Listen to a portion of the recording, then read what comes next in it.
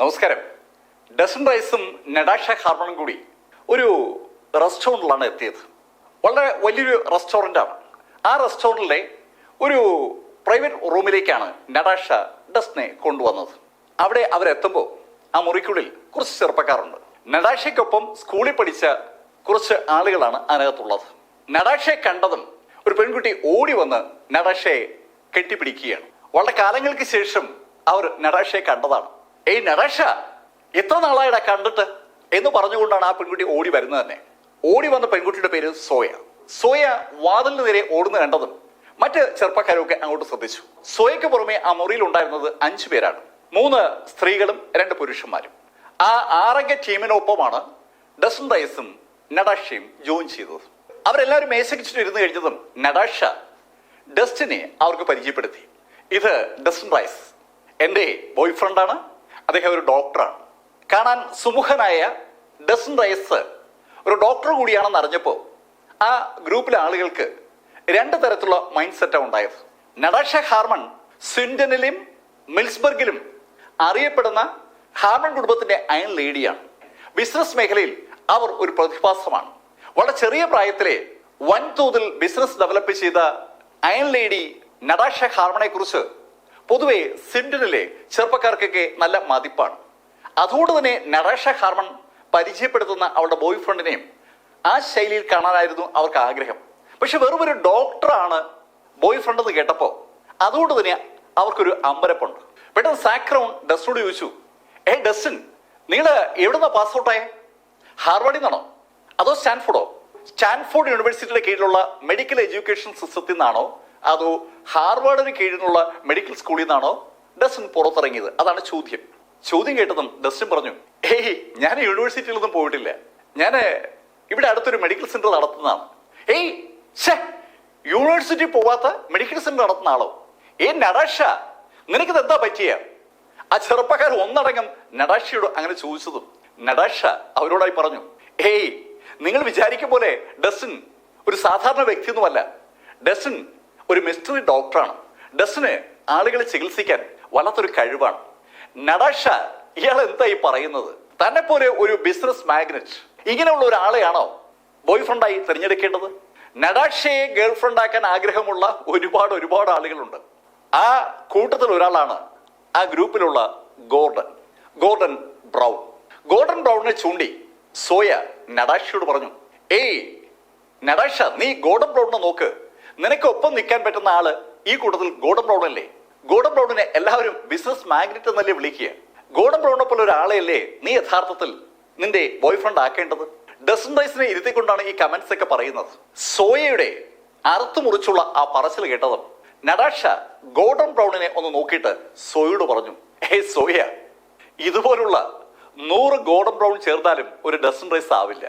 Dozen റൈസിനെ കുറിച്ചുള്ള നടാഷ ഹാർമന്റെ ആ പദപ്രയോഗം അല്ലെങ്കിൽ ആ ഒരു അവതരണം സ്വാഭാവികമായിട്ടും ഒരു ഇറിറ്റേഷൻ ഗോർഡൻ ബ്രൗണിനും അതുപോലെ സാക്കിനും ഒക്കെ ഉണ്ടാവുന്നുണ്ട്.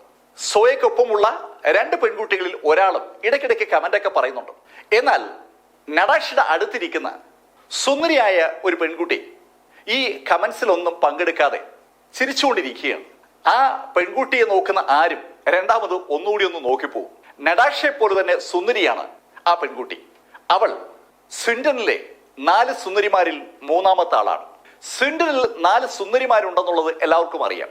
1ാമത്തെ ആള് ഡാലിയ നിക്കോൾസൺ, 2ാമത്തെ നടാഷ ഹാർമൺ, ഇതാ 3ാമത്തെ ആൾ. അതാണ് അഡ്രിയാന ലൗ. അഡ്രിയാന ലൗ ഒരു സിനിമാ താരമാണ്. സിനിമയിലും എന്റർടൈൻ ഇൻഡസ്ട്രിയുടെ മറ്റ് വിഭാഗങ്ങളിലൊക്കെ ശരിക്കും സജീവമായ ഒരു സാന്നിധ്യമാണ് അഡ്രിയാന ലൗ. അഡ്രിയാന ലൗ ചിരിച്ചുകൊണ്ടിരിക്കുന്ന കണ്ടതും ഗോർഡൻ ബ്രൗണിന് ലേശമൊട്ട് ദേഷ്യം വരികയാണ്.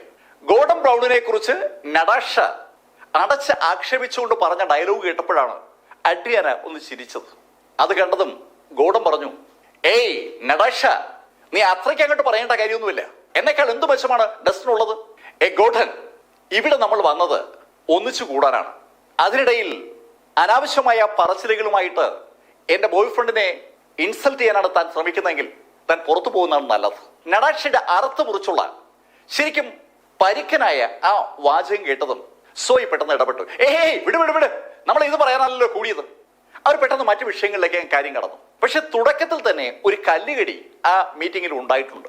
ഡസൻ റൈസ് നടാഷയുടെ വലതുവശത്തും അഡ്രിയാന നടാഷയുടെ ഇടതുവശത്തുമായി ഇരിക്കുന്നത്. നടാഷ സ്വാഭാവികമായിട്ടും എതിരെ ഇരിക്കുന്ന സാക്കിന്റെയും ഗോർഡന്റെയും ദൃഷ്ടി തന്നെ ഉണ്ട്. അവർക്ക് നടാഷയുടെ അടുത്തിരിക്കുന്ന ഡസ്റ്റിൻ ഒരു മുള്ളുപോലെ അനുഭവപ്പെടുകയാണ്. എന്നാലും കഥ ഇങ്ങനെ മുന്നോട്ട് പോവുകയാണ്. അവർ ഓർഡർ ചെയ്ത സാധനങ്ങളൊക്കെ വന്നു. മേശപ്പുറത്ത് അതൊക്കെ ഇങ്ങനെ നിരന്നു തുടങ്ങിയപ്പോൾ ആ മുറിയിലെ വാതിൽ ബലമായി തുറന്നുകൊണ്ട് ഒരു അപരിചിതൻ അകത്തേക്ക് വന്നു. ശരിക്കും ബിയറൊക്കെ അടിച്ച് വയറ് ചാടിയിരിക്കുന്ന ഒരു കുടവയറിനാണ് അകത്തേക്ക് കടന്നു വന്നത്. കുടവയറിനാണെങ്കിലും ആള് ലേശ കുഴപ്പക്കാരനാണെന്ന് ഒറ്റ നോട്ടത്തിൽ വ്യക്തമാണ്.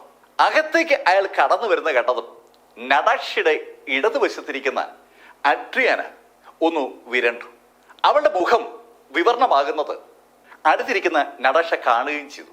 എന്താണ് അഡ്രിയാനയ്ക്ക് പറ്റിയതെന്ന് മനസ്സിലാകാതെ അഡ്രിയാനയും കടന്നു വന്ന അപരിചിതനെ നോക്കിയപ്പോൾ അപരിചിതന്റെ പുറയിലായി 4 പേര് കൂടി അകത്തേക്ക് കടന്നു. ആ അഞ്ചംഗറ്റയും അവിടെ ഇരിക്കുന്ന ആ ചെറുപ്പക്കാരെ നോക്കിയിട്ട് അവരോടായി പറഞ്ഞു, ഏയ് അഡ്രിയാന ഒഴികെ ബാക്കിയെല്ലാവരും പുറത്തു പോകും. അഡ്രിയാന ഡ്രാഗൺ മാർഷലെ അറിയപ്പെടുന്ന ഒരു സിനിമാ താരമാണ്. അതുകൊണ്ട് തന്നെ അഡ്രിയാനെ എല്ലാവർക്കും അറിയാം. പെട്ടെന്ന് ആ അപരിചിതർ അങ്ങോട്ട് വന്ന് അത്തരത്തിലൊരു വാചകം പറഞ്ഞതും സാക്കും കൂടെ ഗോർഡനും എണീറ്റു. സാക്ക് ആ വന്ന അപരിചിതനോട് ചോദിച്ചു, ഏയ് എന്താ ഉദ്ദേശം? സാക്കിന്റെ ചോദ്യം കേട്ടതും ആ കുടവയറൻ സാക്കിനോട് പറഞ്ഞു, എടാ ആവശ്യമില്ലാത്ത കാര്യങ്ങൾ ഇടപെടരുത്. ആവശ്യമില്ലാത്ത കാര്യമോ? ഞങ്ങൾ ഇരിക്കുന്ന മുറിയിലേക്ക് അനുവാദമില്ലാതെ തള്ളിക്കയറിയിട്ട് ചോദിച്ചപ്പോ ആവശ്യമില്ലാത്ത കാര്യത്തിൽ ഇടപെടരുന്നു. താൻ എന്താണ് ഈ പറയുന്നത്? താൻ ആരെന്ന് കരുതിയിട്ട് എങ്ങനെ പെരുമാറുന്നേ? സാക്ക് അങ്ങനെ പറഞ്ഞതും ആ വണ്ണമുള്ള മനുഷ്യൻ അയാളുടെ പുറകിൽ നിൽക്കുന്ന 2 ചെറുപ്പക്കാരെ മുന്നോട്ട് വിളിച്ചു. അവർക്ക് സിഗ്നൽ കിട്ടിയതാണ്. ആ സിഗ്നൽ എന്താണെന്ന് അവർക്ക് മനസ്സിലായി. 2 പേരും ആ കുടവയറിനെ കടന്ന് മുന്നോട്ട് വന്നു. അവന്മാർ സാക്കിനെ ഒന്ന് പൊട്ടിക്കാനായിട്ട് വന്നതാണ്. മുന്നോട്ട് വന്ന അവന്മാർ സാക്കിന് നേരെ കുതിച്ചതും സാക്ക് മുന്നോട്ട് കുതിച്ചു. ശരിക്കും അമ്പരപ്പിക്കുന്ന വേഗതയിലാണ് സാക്ക് ആദ്യം മുന്നിലെത്തിയ ആളെ ഒന്ന് ഇടിക്കുന്നത്. സാക്ക് അതിശക്തമായ ആൾ ഇടിക്കുകയാണ്. ഒരു നാടൻ ഇടിയുടെ ശൈലി സാക്കിനുണ്ടെങ്കിലും സാക്ക് നന്നായി ഫൈറ്റ് ചെയ്യുമെന്ന് ഏതാനും നിമിഷങ്ങൾ കൊണ്ട് ആളുകൾക്ക് മനസ്സിലായി. സാക്കിന്റെ ഇടിയേറ്റ് മുന്നിൽ വന്ന ആള് താഴേക്ക് വീണു. ഈ സമയത്താണ് സാക്കിന്റെ ഇടിയേറ്റ് വീണ ആളുടെ അടുത്തുണ്ടായിരുന്ന ആള് സാക്കിനെ നേരിടുന്നത്. സാക്ക് അയാൾ നേരിടുമ്പോൾ സാക്കിന്റെ തൊട്ടു പുറകിലുണ്ടായിരുന്ന ഗോർഡനും മുന്നോട്ട് കുതിച്ചു. അതിന് കാരണം ആ തടിയനെ മറികടന്നുകൊണ്ട് തടിയുടെ പുറകിലുണ്ടായിരുന്ന 2 പേരെ മുന്നോട്ട് തടി കടത്തി വിട്ടതാണ്. ആ 2 പേരുടെ മുകളിലേക്ക് ഗോർഡൻ ശരിക്കും ഒന്ന് പറന്നു കയറുകയായിരുന്നു. ചാടി ഉയർന്ന ഗോർഡൻ കാലുയർത്തി ഒരു അടി അടിയേറ്റ് ഒരുത്തൻ താഴെ വീണു. ഏതാനും നിമിഷങ്ങൾ കൊണ്ട് 2ാമത്തെ ആളെയും ഗോർഡൻ തള്ളിയിട്ടു. ഈ സമയത്ത് സാക്കും 2ാമത്തെ ഗുണ്ടയും തമ്മിലുള്ള ഇടി നടക്കുകയാണ്. അത് കണ്ടുകൊണ്ട് തിരിഞ്ഞ ഗോർഡൻ ഒറ്റ അടിക്ക് ആ ഗുണ്ടയെ തള്ളിയിട്ടു. ശരിക്കും അമ്പരപ്പിക്കുന്ന വേഗതയിലാണ് ഗോർഡൻ ആ 3 ഗുണ്ടകളെ അടിച്ച് താഴെ ഇട്ടത്. അത് കണ്ടത് ആ തടിയൻ വാതിലിന് നേരെ ഓടിയിട്ട് തിരിഞ്ഞു നോക്കിക്കൊണ്ട് സാക്കിനോടും ഗോർഡനോടായി പറഞ്ഞു, ഇടാ ഇതിവിടെ അവസാനിക്കില്ല, ഞാനിതാ വരുന്നു. അങ്ങനെ പറഞ്ഞുകൊണ്ട് അവരൊറ്റ ഓട്ടമാണ്. അവൻ അവന്റെ കൂട്ടത്തിലെ ആളുകളെ വിളിച്ചുകൊണ്ടുവരാനായി പോവുകയാണെന്ന് ആ ഓട്ടം വിളിച്ചു പറയുകയാണ്. അത് കണ്ടതും ആ പെമ്പിളരൊക്കെ ഒന്ന് ചിരിച്ചു. സോയ ഉറക്കെ പറയുകയും ചെയ്തു, ഏയ് നമ്മുടെ കൂട്ടത്തിലെ ചെറുപ്പക്കാർ 2 പേരും മിടുക്കന്മാരാണല്ലോ. സാക്കും ഗോർഡനും എന്ത് നന്നായിട്ടാ അവരോട് ഫൈറ്റ് ചെയ്തത്. അങ്ങനെ സോയ പറഞ്ഞതും സാക്ക് സോയോട് പറഞ്ഞു, ഹേയ് സോയ, നിനക്ക് ഗോർഡനെ കുറിച്ച് അറിഞ്ഞുകൂടാത്തതിന്റെ പ്രശ്നമാണ്. കഴിഞ്ഞ ഒരു ദിവസം ബാറിൽ വെച്ച് ഒരു പ്രശ്നം ഉണ്ടായി. അന്ന് 10 പേരാണ് ഗോർഡനെ എതിരിട്ടത്. 10 പേരെയും ഗോർഡൻ ഒറ്റയ്ക്ക് അടിച്ച് താഴെ ഇട്ടത്. അത് സാക്ക് പറഞ്ഞപ്പോ ഗോർഡന്റെ മുഖത്ത് ഒരു പുഞ്ചിരി വിരിയുകയാണ്. ഇതൊക്കെ എന്തെന്നുള്ള ഒരു ഭാവം ഗോർഡന്റെ മുഖത്തുണ്ട്. ഗോർഡനും സാക്കും ചേർന്ന് ആ ചെറുപ്പക്കാരെ അടിച്ചിരുന്ന സമയത്ത് ആ മുറിയിൽ ബാലൻസ് ഉണ്ടായിരുന്ന പുരുഷൻ എന്ന് പറയുന്നത് ഡസൻ റൈസ് ആണ്. ഡസൻ റൈസ് ഈ സമയത്തൊക്കെ നടാഷയുടെ അടുത്തിരുന്ന് ആ കാഴ്ചകൾ കണ്ടുകൊണ്ടിരിക്കുകയാണ്. എണീക്കാനോ ആ അടിയിൽ പങ്കെടുക്കാനോ ഡസൻ തയ്യാറായിട്ടേ ഇല്ല. അത് മനസ്സിലാക്കിയ സോയ ഡസനോടായി പറഞ്ഞു, ഡസൻ, നിങ്ങൾക്ക് നാണമില്ലേ? നിങ്ങളെപ്പോലെയല്ലേ ഈ 2 ചെറുപ്പക്കാരും ആ ഗുണ്ടകൾ നേരിട്ടത്? നിങ്ങളെന്താ മാറി നിന്നളഞ്ഞ്? സോയ അങ്ങനെ ഡസ്റ്റനോട് ചോദിച്ചപ്പോ ഡസ്റ്റൻ സോയോട് പറഞ്ഞു, ഞാൻ ഇടപെടാൻ വേണ്ടി അവിടെ ഒന്നും ഉണ്ടായിരുന്നില്ല, അതുകൊണ്ടാണ് ഞാൻ ഇടപെടാത്ത. ഡസ്റ്റൻ റൈസിനെ സംബന്ധിച്ചിടത്തോളം ആ സംഭവങ്ങളൊക്കെ വളരെ ചെറിയ സംഭവങ്ങളാണല്ലോ, അതുകൊണ്ടാണ് ഡസ്റ്റൻ ഇടപെടാത്തത്. പക്ഷേ ആ ഗ്രൂപ്പിന് അങ്ങനെ അല്ല ഫീൽ ചെയ്യുന്നത്. ഡെസനൈസിന്റെ മറുപടി ഗോർഡനെയും സാക്കിനെയും ഏതാണ്ട് വില കുറച്ച് കാണും പോലെയാണ്. ഏതോ ചെറിയ പയ്യന്മാരുമായിട്ട് സാക്കും ഗോർഡനും തല്ലുകൂടിയതാണ്. ആ ശൈലിയിലാണ് ഡസ്റ്റൻ പറയുന്നത്. അത് മനസ്സിലായെങ്കിലും സോയ പെട്ടെന്ന് വിഷയം ഡൈവേർട്ട് ചെയ്തുകൊണ്ട് അഡ്രിയാനോട് ചോദിച്ചു, അഡ്രിയാന, എന്താ സംഭവം? ആരാ ഇവർ? അഡ്രിയാന ഇപ്പോഴും വല്ലാതെ വിളറി നിൽക്കുന്ന കണ്ടുകൊണ്ടാണ് സോയ ആ ചോദ്യം ചോദിച്ചത്. ആ ചോദ്യം സോയ ചോദിക്കുന്നതിന് വ്യക്തമായ ഉദ്ദേശവുമുണ്ട്. അകത്തേക്ക് കടന്നു വന്ന തടിയൻ അഡ്രിയാനെ പേര് വിളിച്ച് സംബോധന ചെയ്തിരുന്നു. അതുമാത്രമല്ല, അയാളെ അഡ്രിയാനയ്ക്ക് നല്ല മുഖപരിചയം ഉണ്ടെന്ന് അഡ്രിയാനയുടെ മുഖം വിളിച്ചു പറയുന്നുമുണ്ട്. നടാഷയും അഡ്രിയാനോട് ചോദിച്ചു, അഡ്രിയാന, എന്താ സംഭവം, എന്താ ഉണ്ടായേ? അത് കേട്ടതും ഒന്നും മിണ്ടാതിരിക്കുന്ന അഡ്രിയാനോടായി ഗോർഡനും അതിനെ ചോദിച്ചു, അഡ്രിയാന, തുറന്നു പറ, എന്ത് സംഭവമാണെങ്കിലും ഞങ്ങൾ സഹായിക്കാം. ഗോർഡൻ കൂടി അങ്ങനെ പറഞ്ഞപ്പോ അഡ്രിയാന അവരോട് പറഞ്ഞു, ഞാനേ നമ്മുടെ വിദ്യാഭ്യാസമൊക്കെ കഴിഞ്ഞപ്പോ പത്രത്തിലൊരു പരസ്യം കണ്ടിട്ടാണ് സ്വിൻഡിൽ നിന്ന് സ്റ്റോണിയിലേക്ക് പോയത്.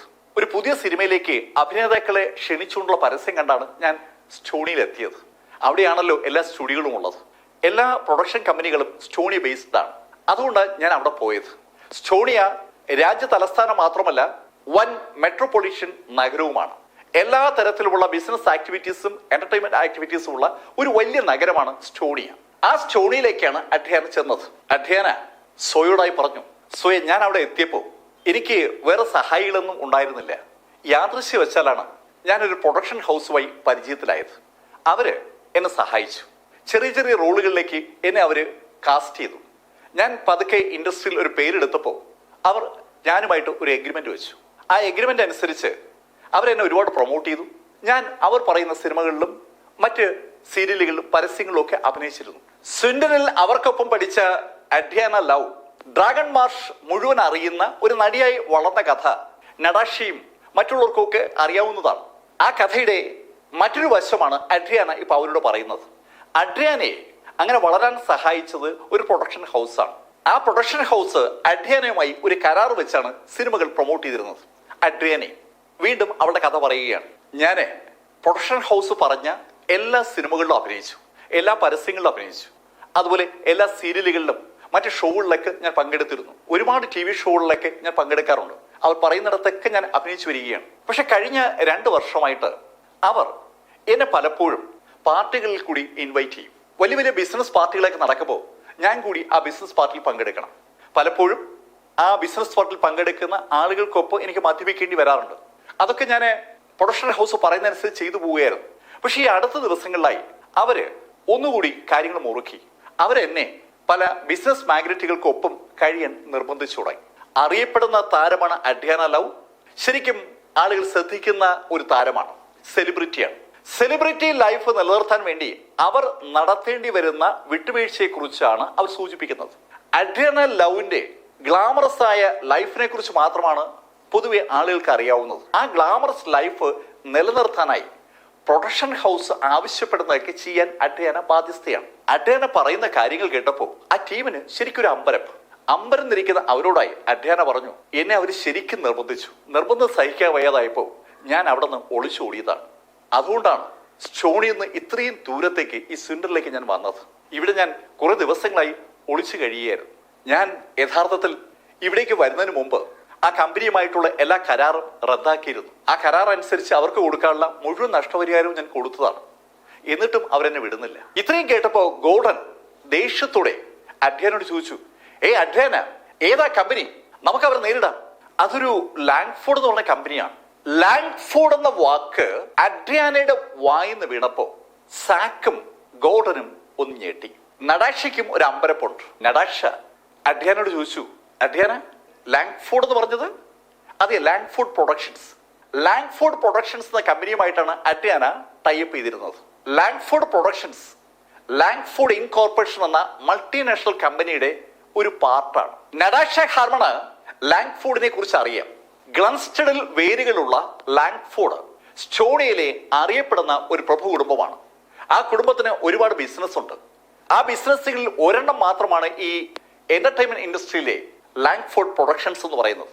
അവരുമായിട്ടാണ് അഡ്രിയാനയ്ക്ക് കരാർ ഉണ്ടായിരുന്നത്. ആ കഥ എല്ലാവർക്കും മനസ്സിലായപ്പോൾ മറ്റൊരു കഥ കൂടി ആളുകൾക്ക് മനസ്സിലായിട്ടുണ്ട്. ലാങ്ഫോർഡിന്റെ ആളുകളെയാണ് സാക്കും ഗോർഡനും ചേർന്ന് ഏതാനും നിമിഷങ്ങൾക്ക് മുമ്പ് മർദ്ദിച്ചത്. അതിന്റെ അർത്ഥം പുറത്തേക്ക് പോയ വ്യക്തി ആളുകളുമായി മടങ്ങി വരുമ്പോൾ അവർക്ക് ഒന്നും ചെയ്യാൻ പറ്റില്ലെന്നാണ്. ലാങ്ഫോർഡിനെ അവർക്ക് എതിരിടാൻ പറ്റില്ല. ലാങ്ഫോർഡ് ഇൻകോർപ്പറേഷനെയോ ലാങ്ഫോർഡ് ഫാമിലിയോ ലാങ്ഫോർഡ് പ്രൊഡക്ഷൻസിനെയോ എതിരിടാനുള്ള കപ്പാസിറ്റി സാക്കിനും ഗോർഡനൊന്നുമില്ല. ആ കാര്യം മനസ്സിലായതും ഗോർഡൻ എല്ലാവരോടുമായി പറഞ്ഞു, നമുക്ക് ഇവിടുന്ന് പുറത്തേക്ക് പോയാലോ, എന്തായാലും ഭക്ഷണമൊക്കെ നമ്മൾ കഴിച്ചല്ലോ, നമുക്ക് ബാറിലേക്ക് പോവാം. നേരത്തെ പുറത്തേക്ക് പോയ തടിയൻ സഹായികളുമായി മടങ്ങി വരുന്നതിന് മുമ്പ് അവിടെ നിന്ന് രക്ഷപ്പെടുക എന്നുള്ളതാണ് ഗോർഡന്റെ തന്ത്രം. എന്നാൽ അതേ സമയത്ത് അങ്ങനെ അയാൾ രക്ഷപ്പെടാൻ ശ്രമിക്കുകയാണെന്ന് അഡ്രിയാനയ്ക്കോ നടാഷയ്ക്കോ തോന്നാനും പാടില്ല. ഗോർഡൻ പറഞ്ഞതിന്റെ അർത്ഥം മനസ്സിലാക്കിയ സാക്കും കൂടെ പറഞ്ഞു, അതെ അതെ, നമുക്ക് ബാറിലേക്ക് പോവാം, ഇവിടെ പ്രത്യേകിച്ച് എന്റർടൈൻമെന്റ് ഒന്നും ഇല്ല. അവർ രണ്ടുപേരും അങ്ങനെ പറഞ്ഞതും അവരുടെ കൂട്ടത്തിലുള്ള ബാക്കി യുവതികളും അതേ അഭിപ്രായം പങ്കുവച്ചതും നടാഷയെ സമ്മതിച്ചു. അവര് ടേബിളിന്റെ അടുത്ത് എണീക്കാൻ ശ്രമിക്കുമ്പോൾ പെട്ടെന്ന് വാതിൽ തുറന്ന് നേരത്തെ നമ്മൾ കണ്ട ആ തടിയൻ അകത്തേക്ക് വന്നു. അയാൾക്കൊപ്പം ഒരു പട തന്നെയുണ്ട്. 1 ഡസൻ ആളുകളാണ് അയാൾക്കൊപ്പം ഉള്ളത്. അകത്തേക്ക് കടന്നു വന്ന ആ ആൾക്കൂട്ടത്തെ കണ്ടതും സാക്കും ഗോർഡനും ശരിക്കും വിരണ്ടു. അവർ രണ്ടുപേരുമാണല്ലോ നേരത്തെ ആ തടിയന്റെ ആളുകളെ തല്ലിയത്. തടിയൻ ആ റൂമിലുള്ള മുഴുവൻ ആളുകളെ ഒന്ന് നോക്കിയിട്ട് അഡ്രിയാനെ ചൂണ്ടി ആ ഗ്രൂപ്പിനോട് പറഞ്ഞു, ആദ്യം അവളെ ഇങ്ങ് പിടിക്കും. അഡ്രിയാനെ ചൂണ്ടി ഗോർഡൻ അത് പറഞ്ഞതും ഗോർഡനൊപ്പമുള്ള ആ തടിയന്മാർ അഡ്രിയാനെ പിടിക്കാനായി മുന്നോട്ട് നീങ്ങിയതും നടാഷയുടെ ഇടതുവശത്ത് എണീറ്റ് നിൽക്കുകയായിരുന്ന അഡ്രിയാന പെട്ടെന്ന് നടാഷയുടെ ബാക്കിലോട്ട് മാറി. അവൾ ശരിക്കും ഭയന്നിരിക്കുകയാണ്.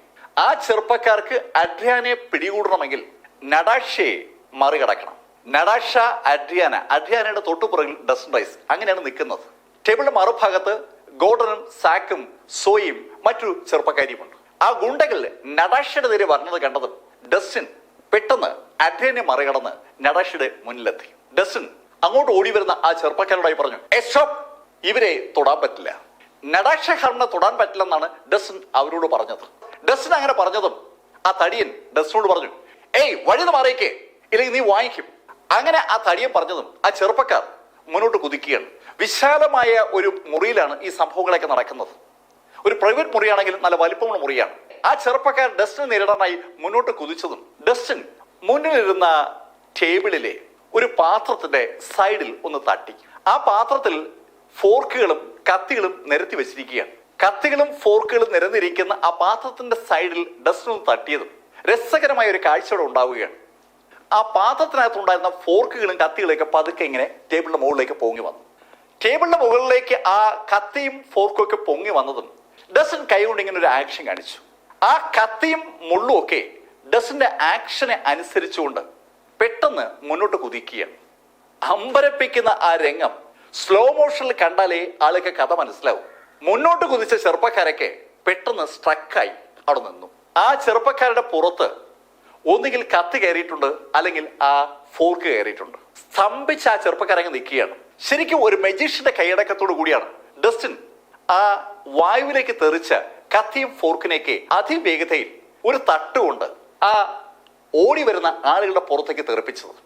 വളരെ വളരെ സൂക്ഷ്മമായിട്ട് ശരിക്കും സ്ലോ മോഷനിൽ അത് വീക്ഷിച്ചാലേ യഥാർത്ഥത്തിൽ ഡസൻ ഓരോ കത്തിയിലും ഓരോ തട്ട് കൊടുത്തു എന്നുള്ള കാര്യം നമുക്ക് മനസ്സിലാകത്തുള്ളൂ.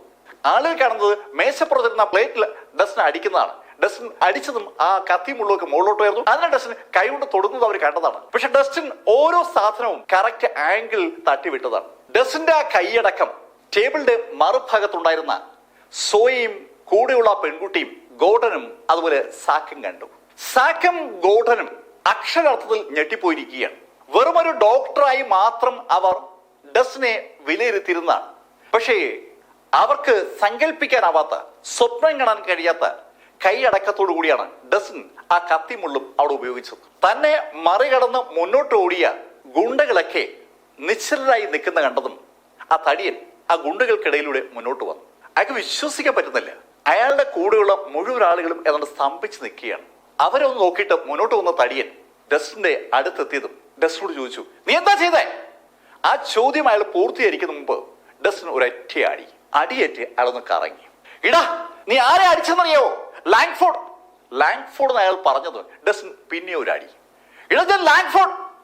ഡസ്റ്റിൻ പിന്നെ അടിക്കുകയാണ്. അവൻ ലാങ്ഫോർഡ് എന്ന് ഏകദേശം 3 തവണയോളം പറഞ്ഞു. ആ 3 തവണയും ഡസ്റ്റിൻ അവനെ അടിച്ചു. അവന്റെ കവിളിലും അടി കിട്ടി. ലാങ്ഫോർഡ് എന്ന വാക്ക് അവൻ പറഞ്ഞാൽ ആ നിമിഷം അടി ഉറപ്പ്. 3-4 അടി കിട്ടിയപ്പോൾ അവന് കഥ മനസ്സിലായി. അവസാനത്തെ അടിയിൽ അവന്റെ പല്ലൊന്ന് ഇളകിയിട്ടുമുണ്ട്. പെട്ടെന്നുള്ള ഡസ്റ്റിന്റെ ആ പ്രകടനം ആദ്യം ആ ആൾക്കൂട്ടത്തെ അമ്പരപ്പിച്ചെങ്കിലും ഇപ്പോ ആ ആൾക്കൂട്ടത്തെ ശരിക്കും ഭയപ്പെടുത്തുകയാണ്. ഡസ്റ്റിന് എന്താ നിങ്ങൾ ഈ ചെയ്യുന്നത്? ഇത് ലാങ്ഫോർഡ് ഫാമിലിയാണ്. ലാങ്ഫോർഡ് ഫാമിലി നമുക്ക് തൊടാൻ പറ്റില്ല. ഡസ്റ്റിൻ വെറുതെ ഇരിക്കെ. സാക്കും ഗോർഡനുമാണ് അങ്ങനെ പറഞ്ഞത്. നടാഷ ഹാർമന്റെ മുഖത്തും ലേശം ഭയമുണ്ട്. നടാഷയും ഡസ്റ്റിനോട് പറഞ്ഞു, ഡസ്റ്റിൻ, ലാങ്ഫോർഡുമായിട്ട് നമ്മൾ വെറുതെ. നടാഷ അത്രയും പറഞ്ഞതും ഡസ്റ്റിൻ ആ മുന്നിൽ നിന്ന തടിയനെ ഒരൊറ്റ ചവിട്ടേറ്റ് തടിയൻ ആ മുറിയിലെ ചുവരിലിടിച്ച് താഴേക്ക് വീണുടൻ അയാൾ നിശ്ചലനായതും ഡസ്റ്റിൻ മുന്നോട്ട് നടന്ന് അവിടെ ആ നിശ്ചലരായി നിൽക്കുന്ന ആളുകളുടെ പുറത്ത് ഓരോ തട്ട് കൊടുത്തു. തട്ട് കൊണ്ടതും അവരൊക്കെ താഴോട്ട് വീണു. ഇപ്പോ ആ 13 അംഗ ടീം താഴെ കിടക്കുകയാണ്. ഈ സമയത്ത് ഒരു അക്ഷരം പോലും മിണ്ടാതെ നിൽക്കുകയാണ് നമ്മുടെ ആ ഗ്രൂപ്പിലെ ആളുകൾ. ഡസ്റ്റിൻ ഓരോ ആളുടെ പുറത്ത് തൊടുന്നതും അവർ താഴേക്ക് വീഴുന്നതും ഏതാണ്ട് ഒരു സിനിമ കാണുമ്പോഴാണ് അവർ കണ്ടു നിൽക്കുന്നത്. അവർക്ക് യഥാർത്ഥത്തിൽ ഡസ്റ്റിൻ ആ ആളുകളെ നിശ്ചലരാക്കാനും താഴെ ഇടാനുമായി എന്ത് ടെക്നിക്കാണ് ഉപയോഗിച്ചത് ഇതുവരെ മനസ്സിലായിട്ടില്ല. ഗോർഡൻ നല്ലൊരു മാർഷൽ ആർട്ടിസ്റ്റ് ആണെന്ന് സ്വയം വിശ്വസിച്ചിരുന്ന ആളാണ്. പക്ഷേ അതൊന്നുമല്ല കഥയെന്ന് അയാൾക്ക് ഏതാനും നിമിഷങ്ങൾ കൊണ്ട് മനസ്സിലായിരിക്കുകയാണ്. അമ്പരം നിൽക്കുന്ന അവരെ നോക്കിയിട്ട് ഡസ്റ്റിൻ നടാഷയോട് പറഞ്ഞു, നടാഷ, നീ ഇവരുമായി പുറത്തു വയ്ക്കൂ, ഞാനിവിടെ ഇരിക്കും. ഡസ്റ്റിൻ, കുഴപ്പമില്ല, എനിക്ക് ചില കാര്യങ്ങൾ ചെയ്യാനുണ്ട്. ഡസ്റ്റിന് ലാങ്ഫോർഡ് എന്നുള്ള വാക്ക് കേട്ട നിമിഷം മുതൽ ഒരു ദേഷ്യം അങ്ങോട്ട് വന്നതാണ്. ലൂയിസ് ലാങ്ഫോർഡിനെയും ഡാലിയൻ നിക്കോൾസിനെയും തമ്മിൽ കണ്ട ആ നിമിഷം മുതൽ ആ ദേഷ്യം ഡസ്റ്റിന്റെ മനസ്സിലുണ്ട്. അഡ്രിയാനയുടെ കഥ കേട്ട് കഴിഞ്ഞപ്പോൾ തന്നെ കഥയുടെ മറുഭാഗത്തുള്ളത് ലാങ്ഫോർഡ് കുടുംബത്തിലെ ലൂയിസ് ആണോ എന്നൊരു സംശയം ഡസ്റ്റിന് തോന്നിയത് കൊണ്ടാണ് ഡസ്റ്റിൻ ആ ശൈലി ഇടപെട്ടത്. ഡസ്റ്റിന് ആവശ്യപ്പെട്ട അനുസരിച്ച് നടാഷയും ആ ടീമും പുറത്തേക്ക് ഇറങ്ങി. ശരിക്കും ഭയന്നാണ് നടാഷയ്ക്കൊപ്പം ആ ടീം പുറത്തേക്ക് ഇറങ്ങുന്നെങ്കിലും നടാഷ ആ റെസ്റ്റോറന്റിന് പുറത്തെത്തുമ്പോൾ എങ്ങും പോകാതെ അവിടെ തന്നെ നിൽക്കാനാണ് തീരുമാനിച്ചത്. അവിടെ നിന്ന് എങ്ങോട്ടെങ്കിലും ഓടി രക്ഷപ്പെടാനാണ് യഥാർത്ഥത്തിൽ സാക്കും ഗോർഡനും ആഗ്രഹിച്ചതെങ്കിലും നടാഷ അവരോട് പറഞ്ഞു, നിങ്ങൾ വേണമെങ്കിൽ പൊയ്ക്കോളൂ, ഞാൻ എന്തായാലും ഇവിടെ നിൽക്കാം. ഡസ്റ്റിൻ റൈസിനെ ഒഴിവാക്കിയിട്ട് അവിടെ നിന്ന് കടന്നു പോകാൻ നടാഷ ഹാറിന് പറ്റില്ലല്ലോ. പക്ഷെ ഡസ്റ്റിൻ തന്നെ നടാഷയോട് ആ മുറിയിൽ നിന്ന് പുറത്തിറങ്ങി നിൽക്കാൻ ആവശ്യപ്പെട്ടുകൊണ്ട് മാത്രമാണ് നടാഷ ഇപ്പോ ആ മുറിയിൽ നിന്ന് പുറത്തിറങ്ങിയത്. എന്തിനാണ് ഡസ്റ്റിൻ അങ്ങനെ ആവശ്യപ്പെട്ടതെന്ന് പെട്ടെന്ന് തന്നെ നടാഷയ്ക്ക് മനസ്സിലായി. ആ റെസ്റ്റോറന്റിലേക്ക് ആ നിമിഷത്തിൽ അനവധി വാഹനങ്ങൾ വന്നു. ആ വാഹനങ്ങൾ വന്നു നിന്നതും കുറെ ആളുകൾ ആ വാഹനങ്ങൾ ചാടിയിറങ്ങി. ശരിക്കും മാർഷൽ ആർട്ടിസ്റ്റിൽ നിന്ന് വിളിക്കാൻ കഴിയുന്ന പ്രഗത്ഭരായ ഫൈറ്റേഴ്സ് ആണ് ആ വാഹനങ്ങളിൽ നിന്ന് പുറത്തിറങ്ങിയെന്ന് ഒറ്റനോട്ടത്തിന് വ്യക്തമാണ്. നടാഷയോട് സംസാരിച്ചു നിന്നില്ലായിരുന്നെങ്കിൽ തങ്ങൾക്ക് ഉറപ്പായി രക്ഷപ്പെടാൻ കഴിയുമായിരുന്നുവെന്ന് സാക്കിനും ഗോർഡനും സോയക്കൊക്കെ തോന്നിയ ആ നിമിഷത്തിൽ അവരെ കടന്ന് അവരൊന്നും മിണ്ടാതെ ആ ടീം ആ റെസ്റ്റോറന്റിന് നേരെ നടക്കുകയാണ്. റെസ്റ്റോറന്റിലെ ഏത് മുറിയിലാണ് അവർക്ക് ചെല്ലേണ്ടെന്ന് ആ ടീമിന് അറിയാം. ആ ടീം ഡസ്റ്റിൻ റൈസ് ഉള്ള ആ മുറിയിലേക്ക് വന്നു. ആ ടീമിന് നേതൃത്വം കൊടുക്കുന്നത് ഏകദേശം ഒരു 30-35 വയസ്സ് പ്രായമുള്ള ഒരു ചെറുപ്പക്കാരനാണ്. ആ ചെറുപ്പക്കാരൻ ആ മുറിയുടെ വാതിൽ തുറന്ന് അകത്ത് കയറി. തൊട്ടുപുറകെ ബാക്കി ആളുകളും. ആ ചെറുപ്പക്കാരനും ബാക്കിയുള്ള ആളുകളും അകത്തേക്ക് കിടക്കുമ്പോൾ രസകരമായ ഒരു കാഴ്ചയാണ് അവർ കാണുന്നത്. അവിടെ കുറെ ആളുകൾ അങ്ങനെ തറയിൽ കിടക്കുകയാണ്. ഈ ചെറുപ്പക്കാരനും ആ ലീഡറും തോന്നുന്ന ആളും കൂടെയുള്ള ഗുണ്ടകളും ഒന്നിച്ചകത്ത് കയറിയതും നേരത്തെ ഡസ്റ്റിന്റെ അടിയേറ്റ് താഴെ വീണ് കിടന്ന ആ കുടവേർ പെട്ടെന്ന് ചാടി എണീറ്റു. അയാൾ യഥാർത്ഥത്തിൽ ബോധം കെട്ടതുപോലെ കിടന്നതാണ്. ചാടി എണീറ്റ് അയാൾ അകത്തേക്ക് വന്ന ആളുകളോടായി പറഞ്ഞു, അവനാണ് നമ്മളെ തല്ലിയത്. അയാൾ ഡസ്റ്റിൻ റൈസിനെ ചൂണ്ടിക്കാണിച്ചാണ് സംസാരിക്കുന്നത്. ഡസ്റ്റിൻ റൈസ് ആ സമയത്ത് ഒരു കാഴ്ചയാണ്. ആ ടേബിളിൽ നേരത്തെ അവർ ഓർഡർ ചെയ്തു വെച്ച ഭക്ഷണം മേശപ്പുറത്തേക്ക് ഇരിക്കുകയായിരുന്നു. ഡസ്റ്റിൻ ആ ഭക്ഷണം പതുക്കെ കഴിച്ചുകൊണ്ടിരിക്കുമ്പോഴാണ് ഈ കഥാപാത്രങ്ങളൊക്കെ കടന്നു വരുന്നത്. അകത്തേക്ക് കടന്നു വന്ന ആളുകളെ നോക്കുപോലും ചെയ്യാതെ ഡസ്റ്റിൻ ഭക്ഷണം കഴിച്ചുകൊണ്ടിരിക്കുകയാണ്. ആ കുടവകനൻ പറഞ്ഞത് കേട്ടതും നേതാവ് ഡസ്റ്റിനോട് ചോദിച്ചു, എടോ, നീയാണോ അവരെ തല്ലിയത്? ചോദ്യം കേട്ടതും ഡസ്റ്റിൻ അയാളെ നോക്കാതെ തന്നെ അയാളോടായി പറഞ്ഞു, അതെ അതെ, ഞാനാ തല്ലിയത്. ഈ നേതാവ് അനവധി തവണ ഫൈറ്റ് ചെയ്യാൻ പോയിട്ടുള്ള ആളാണ്, അനവധി ആളുകളുമായിട്ട് ഉടക്കിയിട്ടുള്ള ആളാണ്. പക്ഷെ ഇതുപോലൊരു കഥാപാത്രത്തെ അയാൾ ആദ്യമായാണ് കാണുന്നത്. അയാളെ നോക്കുപോലും ചെയ്യാതെ ഭക്ഷണം കഴിച്ചുകൊണ്ട് അയാളോട് സംസാരിക്കുകയാണ്. എടാ, നീ ആരാണ് എതിർത്തെന്ന് അറിയാവോ? ആ ചോദ്യം കേട്ടതും ഡസ്റ്റിൻ അയാൾക്ക് നേരെ തിരിഞ്ഞു. ഡേയ്, നീ ലാങ്ഫോർഡിൽ നിന്നല്ല ഇങ്ങോട്ട് വന്നത്, എന്നിട്ട് ആ ചോദ്യം എന്നോട് ചോദിക്കേണ്ട വല്ല കാര്യമുണ്ടോ? നിനക്ക് അറിഞ്ഞൂടെ അത്? ഡസ്റ്റിന്റെ പെട്ടെന്നുള്ള ആ ചോദ്യം കേട്ടതും ആ ഗുണ്ടകൾക്കൊക്കെ ഒരു വല്ലാത്ത ദേഷ്യം ഉണ്ടാവുകയാണ്. ഡസ്റ്റിനെ ഒറ്റയടിക്ക് തീർക്കാനുള്ള ദേഷ്യം അവന്മാർക്കുണ്ട്. ആ ദേഷ്യം അവന്മാരിലേക്ക് പടർന്നതും പെട്ടെന്ന് വാതിൽ തള്ളി തുറന്ന് ഒരാൾ കൂടി അകത്തേക്ക് വന്നു. Stanley please stop, Stanley please stop എന്ന് പറഞ്ഞുകൊണ്ട് അകത്തേക്ക് വന്ന ആള് ഒരു സുന്ദരിയാണ്. ആ ശബ്ദം കേട്ടതും ഡസ്റ്റിൻ ആ ഭാഗത്തേക്ക് നോക്കി. കടന്നു വന്നത് സാക്ഷാൽ ഡാലിയ നിക്കോൾസൺ ആണ്. ഡാലിയ നിക്കോൾസൺ അകത്തേക്ക് കടന്നു വന്നത് കണ്ടതും സ്റ്റാൻലി ഡാലിയോട് പറഞ്ഞു, മിസ്സസ് ലാങ്ഫോർഡ്, താങ്കൾ ഇവിടെ? ഏയ് സ്റ്റാൻലി, ഇത് എന്റെ സുഹൃത്താണ്. മിസ്സസ് ലാങ്ഫോർഡ് നിങ്ങളുടെ സുഹൃത്തോ? അതെ, എന്റെ സുഹൃത്താണ്. എന്റെ സുഹൃത്തിനെ വെറുതെ വിട്ടൂടെ? ഡാലിയ നിക്കോൾസിന്റെ ആവശ്യം കേട്ടതും സ്റ്റാൻലി ഒന്ന് പരിങ്ങുമ്പോ ഡാലിയ സ്റ്റാൻലിയോട് പറഞ്ഞു, മിസ്റ്റർ സ്റ്റാൻലി, നിങ്ങൾക്ക് എന്തെങ്കിലും ബുദ്ധിമുട്ടുണ്ടോ? എങ്കിൽ ഞാൻ മിസ്റ്റർ ലാങ്ഫോർഡിനെ വിളിക്കാം. ഡാലിയ അങ്ങനെ തീർത്തു പറഞ്ഞതും സ്റ്റാൻലി പറഞ്ഞു, മിസ്സസ് ലാങ്ഫോർഡ്, അതിന്റെ ആവശ്യമില്ല, ഞങ്ങൾ ഇറങ്ങി. അങ്ങനെ പറഞ്ഞുകൊണ്ട് അവിടെ കിടക്കുകയായിരുന്ന ആ ഗുണ്ടകളെയും പിറക്കി ആ തടിയനും സ്റ്റാൻലിയും അവിടേക്ക് വന്ന ബാക്കിയുള്ള ആളുകളും പെട്ടെന്ന് തന്നെ ആ മുറിന്ന് പുറത്തേക്ക് പോയി. ആ ഗുണ്ടകൾ മുഴുവൻ അവിടുന്ന് പോയി കഴിഞ്ഞതും ഡസൻ റൈസ് ഡാലിയോട് ചോദിച്ചു, മിസ് ഡാലിയ നിക്കോൾസൺ, നിങ്ങളോട് ഞാൻ പറഞ്ഞിട്ടില്ലേ എന്റെ മുന്നിലേക്ക് വരരുതെന്ന്? ഡസൻ, ഞാൻ പെട്ടെന്ന് എന്തോ ആലോചിച്ചതുപോലെ ഡസൻ ഒന്ന് ചിരിച്ചു. മിസ്സസ് ലാങ്ഫോർഡ് എനിക്ക് ഇഷ്ടപ്പെട്ടു, നല്ല പേര്, കൊള്ളാം കേട്ടോ. ഓക്കെ മിസ്സസ് ലാങ്ഫോർഡ്, ഞാൻ നേരത്തെ പറഞ്ഞ കാര്യം മറക്കണ്ട, മേലാൽ എന്റെ കൺമുന്നിലേക്ക് വരരുത്. ഡസൻ പ്ലീസ്, ലാങ്ഫോർഡുമായി ഉടക്കാൻ നിൽക്കുന്നത് നല്ലതല്ല. ഡസൻ, നാളെ എന്റെ വിവാഹമാണ്. ഡസൻ റൈസിന്റെ ഭാര്യയായിരുന്ന ഡാലിയ നിക്കോൾസിന്റെ രണ്ടാം വിവാഹം നാളെ തീരുമാനിച്ചിരിക്കുകയാണ്. ആ കാര്യം ഡസനോട് തന്നെ ഡാലിയ പറഞ്ഞു. ഓക്കെ ഡാലിയ നിക്കോൾസൺ, മിസ്സസ് ലാങ്ഫോർഡായി മാറാനുള്ള നിങ്ങളുടെ ആഗ്രഹം നടക്കട്ടെ. കൺഗ്രാറ്റുലേഷൻ. ഡസൻ വിവാഹത്തിന് ആശീർവാദവും അഭിനന്ദനവും ഒക്കെ ചൊരിഞ്ഞപ്പോ ഡാലിയ ഡസനോട് പറഞ്ഞു, ഡസൻ നടാഷ്യമായിട്ട് ഇപ്പൊ എങ്ങനെ? ഞാനും നടാഷ്യം തമ്മിലുള്ള എൻഗേജ്മെന്റ് ഉടനെ കാണും. ഡസൻ, അത് നല്ല കാര്യമാണല്ലോ. നടാഷ കാരണം ഡാലിയ നിക്കോൾസണും ഡസന് വേണ്ടി യഥാർത്ഥത്തിൽ ഒരു മത്സരത്തിൽ പങ്കെടുത്തതാണ്. അവർ തമ്മിൽ ഒരു മത്സരം തന്നെയായിരുന്നു. ഇപ്പൊ ഇതാ ഡാലിയ നിക്കോൾസൺ സ്വയം പിന്മാറിയിരിക്കുകയാണ്. ഡാലിയ ഡസനോട് പറഞ്ഞു, ഡസൻ, നടാഷ ശരിക്കും നല്ല കുട്ടിയാണ്, ഡസന് പറ്റിയ ആളാണ്. പക്ഷെ ഒരു കാര്യം ഡസൻ മറക്കരുത്, നടാഷ സമൂഹത്തിൽ വളരെ ഉന്നത നിലയിൽ നിൽക്കുന്ന ആളാണ്. ഡസൻ ശരിക്കും അധ്വാനിക്കണം. നടാഷയ്ക്ക് ഒപ്പം എത്തിയില്ലെങ്കിലും ഒരു പേരൊക്കെ ഉണ്ടാക്കണം. നടാഷയുടെ പേരിൽ ഡസൻ അറിയപ്പെടുന്നത് അത്ര നല്ലതല്ല. ഡാലിയ നിക്കോൾസൺ അങ്ങനെ പറഞ്ഞതും ഡസൻ ഡാലിയോട് പറഞ്ഞു, ഏയ് നോക്ക്, ഞാൻ എങ്ങനെ വളരണമെന്നും ഞാൻ എന്ത് ചെയ്യണമെന്നൊക്കെ ഞാൻ നോക്കിക്കൊള്ളാം. എനിക്ക് മിസ്സസ് ലാങ്ഫോർഡിന്റെ ഉപദേശം ആവശ്യമില്ല. ഡസൻ മിസ് ഡാലിയ നിക്കോൾസൺ അല്ലെങ്കിൽ മിസ് ലാങ്ഫോർഡ് അങ്ങനെ പറഞ്ഞ് ഇപ്പൊ ഡാലിയ സംബോധന ചെയ്യുന്നുള്ളൂ. അതിന്റെ കുത്തൽ മനസ്സിലാക്കിയ ഡാലിയ ഡസ്റ്റനോട് പറഞ്ഞു, ഓക്കെ ഡസ്റ്റൻ, എന്തായാലും രണ്ടുപേർക്കും അഭിനന്ദനങ്ങൾ. അങ്ങനെ പറഞ്ഞിട്ട് ഡാലിയ നിക്കോൾസൺ വാതിൽ വഴി പുറത്തേക്ക് ഇറങ്ങി. ഡാലിയ നിക്കോൾസൺ ആ മുറിന്ന് പുറത്തിറങ്ങി ആ റെസ്റ്റോറന്റിന്റെ പൂമുഖത്തെത്തുമ്പോ അവിടെ നടാഷ കാരണം അങ്ങോട്ടും ഇങ്ങോട്ടും നടക്കുകയാണ്. നടാഷ ശരിക്കും ടെൻഷനിലായിരുന്നു. യഥാർത്ഥത്തിൽ അകത്തേക്ക് ആ ഗുണ്ടകൾ കടന്നുപോയത് നടാഷയും ടീമും കണ്ടിരുന്നു. നടാഷയ്ക്ക് അറിയാം ആ ഗുണ്ടകളെ നേരിടാൻ ഡസ്റ്റിന് പറ്റുമെന്ന്. ഡസ്റ്റിന് അതൊരു വിഷയമല്ലെന്നും അറിയാം. പക്ഷെ ലാങ്ഫോർഡുമായിട്ട് ഡസ്റ്റിന് ഒരു ഉടക്കം ഉണ്ടാക്കുന്നത് അത്ര നല്ലതല്ല എന്നൊരു അഭിപ്രായം നടാഷയ്ക്കുണ്ട്. അതുകൊണ്ടാണ് അവൾ ശരിക്കും ടെൻഷനിൽ അങ്ങോട്ടും ഇങ്ങോട്ടും നടക്കുന്നത്. നടാഷയെ കണ്ടതും ഡാലിയ നടാഷയുടെ അടുത്തേക്ക് വന്നു. ഏയ് നടാഷ. പെട്ടെന്ന് ഡാലിയെ കണ്ടപ്പോൾ നടാഷയ്ക്ക് ഒരു അമ്പരം. ഡാലിയ നടാഷയോട് പറഞ്ഞു, കൺഗ്രാറ്റ്സ്. എന്തിന് നടാഷ? നീ ഡസ്റ്റിനെ നന്നായി നോക്കണേ, ഡസൻ നല്ല ആളാണ്. നടാഷയുടെ അടുത്തേക്ക് വന്ന് പെട്ടെന്ന് ഡസൻ നല്ല ആളാണ്, ഡസനെ നന്നായി നോക്കിക്കൊള്ളണേ എന്നൊക്കെ ഡാലിയ നിക്കോൾസൺ പറഞ്ഞപ്പോ ശരിക്കും നടാഷ ഞെട്ടി. അമ്പരപ്പോടെ ഡാലിയ നിക്കോൾസിനെ നടാഷ നോക്കുമ്പോ ഡാലിയ മുന്നോട്ട് നടന്ന് അവളുടെ വാഹനത്തിൽ കയറി പുറത്തേക്ക് പോവുകയും ചെയ്തു. ആ സമയത്താണ് ഡസൻ അകത്തുനിന്ന് അവിടേക്ക് വന്നത്. ഡസനെ കണ്ടതും നടാഷ ഡസനോട് ചോദിച്ചു, ഡസൻ എന്തായി? അവര് പോയി. ഡസൻ ലാങ്ഫോർഡ് ഒരു വിഷയമല്ല എന്ന് ശൈല സംസാരിച്ചത്. ഡസൻ ഡാലിയ അവള് വന്നിരുന്നു, നാളെ അവളുടെ വിവാഹമാണ്. ഡസൻ ഡാലിയ വിവാഹം കഴിക്കുന്നു. ആരെ? ആ ലൂയിസ് ലാങ്ഫോർഡിനെ. ലൂയിസിനെയോ? ഡസൻ എന്തായി പറയുന്നത്? ലൂയിസ് ഒരു തെമ്മാടിയാണ്, പെണ്ടുപിടിയനാണ്. അവന്റെ കയ്യിൽ കുഴപ്പങ്ങളേ ഉള്ളൂ. അവൻ മഹാബോർനാണ്. അവനെപ്പോലെ ഒരാളെ ഡാലി വിവാഹം കഴിക്കണോ? എന്താ ഡസൻ പറയുന്നത്? നടാഷ, ആളുകൾക്ക് പലതരത്തിലുള്ള ആഗ്രഹങ്ങളല്ലേ. അവൾക്ക് വേഗത്തിൽ പ്രസിദ്ധി വേണമെന്ന് ആഗ്രഹം കാണും, വേഗത്തിൽ പണമുണ്ടാക്കാൻ ആഗ്രഹം കാണും. അതുകൊണ്ടാണ് അവള് ലൂയിസിനെ കല്യാണം കഴിക്കുന്നത്. ഡസൻ എന്തു പറഞ്ഞാലും ഞാനത് സമ്മതിക്കത്തില്ല. ഡാലിയ അത്തരക്കാരി അല്ല. ഡാലിയ ഒരിക്കലും പണത്തിന് വേണ്ടിയോ പ്രശസ്തിക്ക് വേണ്ടിയോ ആരുടെയെങ്കിലും പുറകെ പോകുന്ന ആളല്ല. ഡാലിയ നിക്കോൾസണും നടാഷ ഹാർമണും ഡസന് വേണ്ടി പോരടിച്ചവരാണെങ്കിലും ഡാലിയ ആരാണ് എന്നതിനെ കുറിച്ച് നടാഷയ്ക്ക് നല്ല ധാരണയുണ്ട്. ഡാലിയ നിക്കോൾസൺ ഒരിക്കലും ഒരു മോശം സ്ത്രീ അല്ല. ആ ധാരണ നടാഷയുടെ മനസ്സിൽ ഉറച്ചതാണ്. അതുകൊണ്ടാണ് നടാഷ ഡസനോട് അങ്ങനെ തന്നെ പറഞ്ഞത്. നടാഷ, ആളുകളുടെ സ്വഭാവം മാറാൻ അധികം സമയമൊന്നും വേണ്ടല്ലോ. ഡസൻ അങ്ങനെ പറഞ്ഞെങ്കിലും നടാഷയ്ക്ക് അതങ്ങോട്ട് അത്ര ശരിയായി തോന്നിയില്ല. ഡാലിയ നിക്കോൾസനെ അവൾ ശരിക്കും കൃത്യമായി അനലൈസ് ചെയ്തിട്ടുണ്ട്. ഡാലിയ എന്ത് ചെയ്യും എന്ത് ചെയ്യില്ല എന്നതിനെ കുറിച്ച് നടാഷയ്ക്ക് ഒരു ധാരണയുണ്ട്.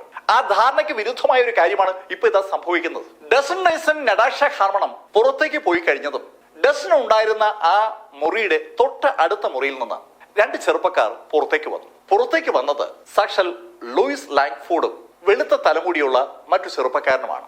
അവന്റെ മുടി സാൾട്ട് ആൻഡ് പെപ്പർ ശൈലിയിൽ മാറ്റിയിരിക്കുകയാണ്.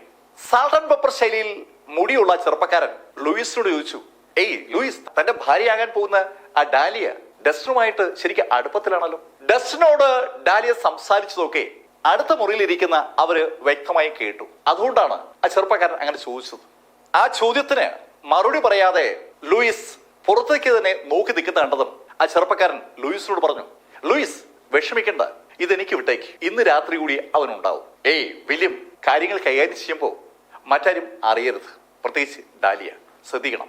ഏയ് ലൂയിസ്, ഞാൻ ആദ്യമായിട്ടല്ലല്ലോ ലൂയിസിന് വേണ്ടി ഇതുപോലെ ഒരു പരിപാടി ഏറ്റെടുക്കുന്നത്. ഒരാളും അറിയില്ല. ഇന്ന് രാത്രി അവൻ തീരും, എനിക്ക് ആളുണ്ട്. അന്ന് രാത്രി 8 മണിയായപ്പോ ഡസൻ റൈസ് നടാഷയെ വീട്ടിലാക്കിയിട്ട് പീസ് മെഡിക്കൽ സെന്ററിൽ മടങ്ങിയെത്തി. പീസ് മെഡിക്കൽ സെന്ററിൽ ഡസൻ മടങ്ങിയെത്തി ഏകദേശം ഒരു 10 മിനിറ്റ് കഴിഞ്ഞപ്പോ ഡസൻ റൈസിന്റെ പീസ് മെഡിക്കൽ സെന്ററിന് സമീപത്തായി 2 വാഹനങ്ങൾ വന്നു നിന്നു. ആ വാഹനങ്ങൾ റോഡിന്റെ ഒരു സൈഡിലായിട്ട് ഒതുക്കിയിടുകയാണ്. വാഹനങ്ങൾ ഒതുക്കിയിട്ട് കഴിഞ്ഞ് അല്പസമയം കഴിഞ്ഞതും ആ വാഹനത്തിൽ നിന്ന് കുറച്ച് ചെറുപ്പക്കാർ പുറത്തേക്ക് ഇറങ്ങി. 2 വാഹനങ്ങളിൽ നിന്നായിട്ട് 8 ആളുകളാണ് പുറത്തേക്ക് ഇറങ്ങിയത്. എല്ലാവരുടെ കയ്യിൽ ഗണ്ണുകളുണ്ട്. തോക്കുധാരികളായ ആ 8 പേർ ചുറ്റും ഒന്ന് നിരീക്ഷിച്ചിട്ട് ഒരാൾ ഗേറ്റിന് സമീപത്ത് നിന്ന് ബാക്കി 7 പേർ ആ കോമ്പൗണ്ടിനകത്തേക്ക് കടന്നു.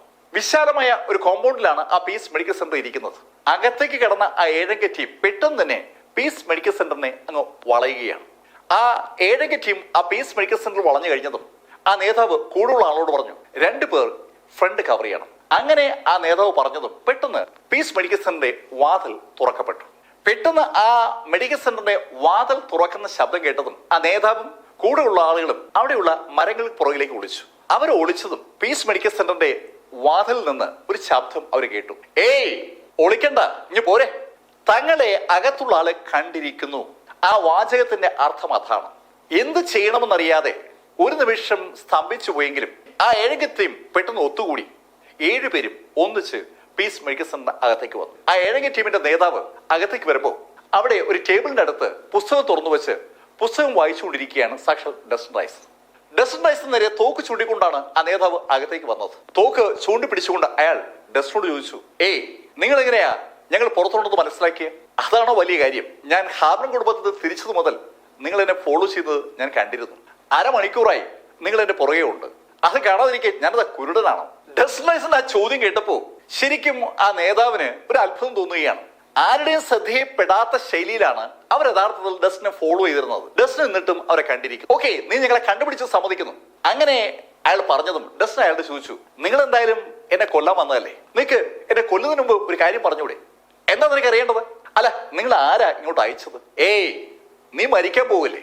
അത് അറിഞ്ഞിട്ട് നിനക്ക് എന്താ കാര്യം? അല്ല, ഒന്ന് പറയാൻ അറിയാൻ വേണ്ടിയാണ്. അതൊക്കെ നീ അങ്ങ് നരകത്തിൽ ചെല്ലുമ്പോ അവിടെ വെച്ച് അറിഞ്ഞാൽ മതി. അങ്ങനെ പറഞ്ഞുകൊണ്ട് അയാൾ പെട്ടെന്ന് തന്നെ ഡസ്റ്റിനെ നിറയൊഴിച്ചു. ഡസ്റ്റിന് നെറ്റിയിലേക്കും നെഞ്ചിലേക്കുമാണ് നിറയൊഴിക്കുന്നത്. ഡസ്റ്റിനോട് കൂടുതൽ നേരം സംസാരിക്കാൻ താല്പര്യമില്ല എന്ന് തീരുമാനിച്ചുറപ്പിച്ചതുപോലെയായിരുന്നു അയാളുടെ നടപടി. അയാൾ ഡസ്റ്റിന്റെ നെഞ്ചിലേക്കും തലയിലേക്കും നിറയൊഴിച്ചു കഴിഞ്ഞതും ശരിക്കും ഒന്ന് ഞെട്ടുകയാണ്. ആ വെടിയുണ്ടകൾ ഡസ്റ്റിന്റെ നെറ്റിയിലും നെഞ്ചിലും കൊള്ളുന്നതിന് പകരം ഡസ്റ്റിന്റെ അടുത്തെത്തിയപ്പോ ഒന്ന് ഡൈവേർട്ട് ചെയ്യുകയാണ്. അമ്പരന്ന് പോയ അയാൾ പിന്നെയും വെടിവെച്ചു. ആ വെടിയുണ്ടയും ഡസ്റ്റിന്റെ പുറത്തു കൊണ്ടില്ല. ശരിക്കും ഡസ്റ്റിന്റെ അടുത്തെത്തുമ്പോൾ ആ വെടിയുണ്ടങ്ങ് വഴിമാറുകയാണ്. ഡസ്റ്റിന്റെ പുറത്ത് വെടിയേൽപ്പിക്കാൻ കഴിയില്ല എന്ന് അയാൾക്ക് തോന്നി ഏതാനും നിമിഷങ്ങൾ കഴിഞ്ഞപ്പോ നമ്മൾ കാണുന്നത് അയാൾ ഡസ്റ്റിന് മുന്നിൽ മുട്ടുകുത്തി നിൽക്കുന്നതാണ്. അയാളുടെ കൂടെ ഉണ്ടായിരുന്ന ബാക്കി ആളുകളൊക്കെ തറയിൽ എങ്ങനെ കിടപ്പുണ്ട്. അവർക്കാർക്കും ജീവനില്ല. 6 പേരും കൊല്ലപ്പെട്ടിരിക്കുകയാണ്. ഗേറ്റിന് കാവൽ നിന്ന 7-വനും ഇപ്പോ കൊല്ലപ്പെട്ട് കഴിഞ്ഞു. 8-വനായ നേതാവ് ഡസ്റ്റിന് മുന്നിൽ മുട്ടുകുത്തിയിരിക്കുകയാണ്.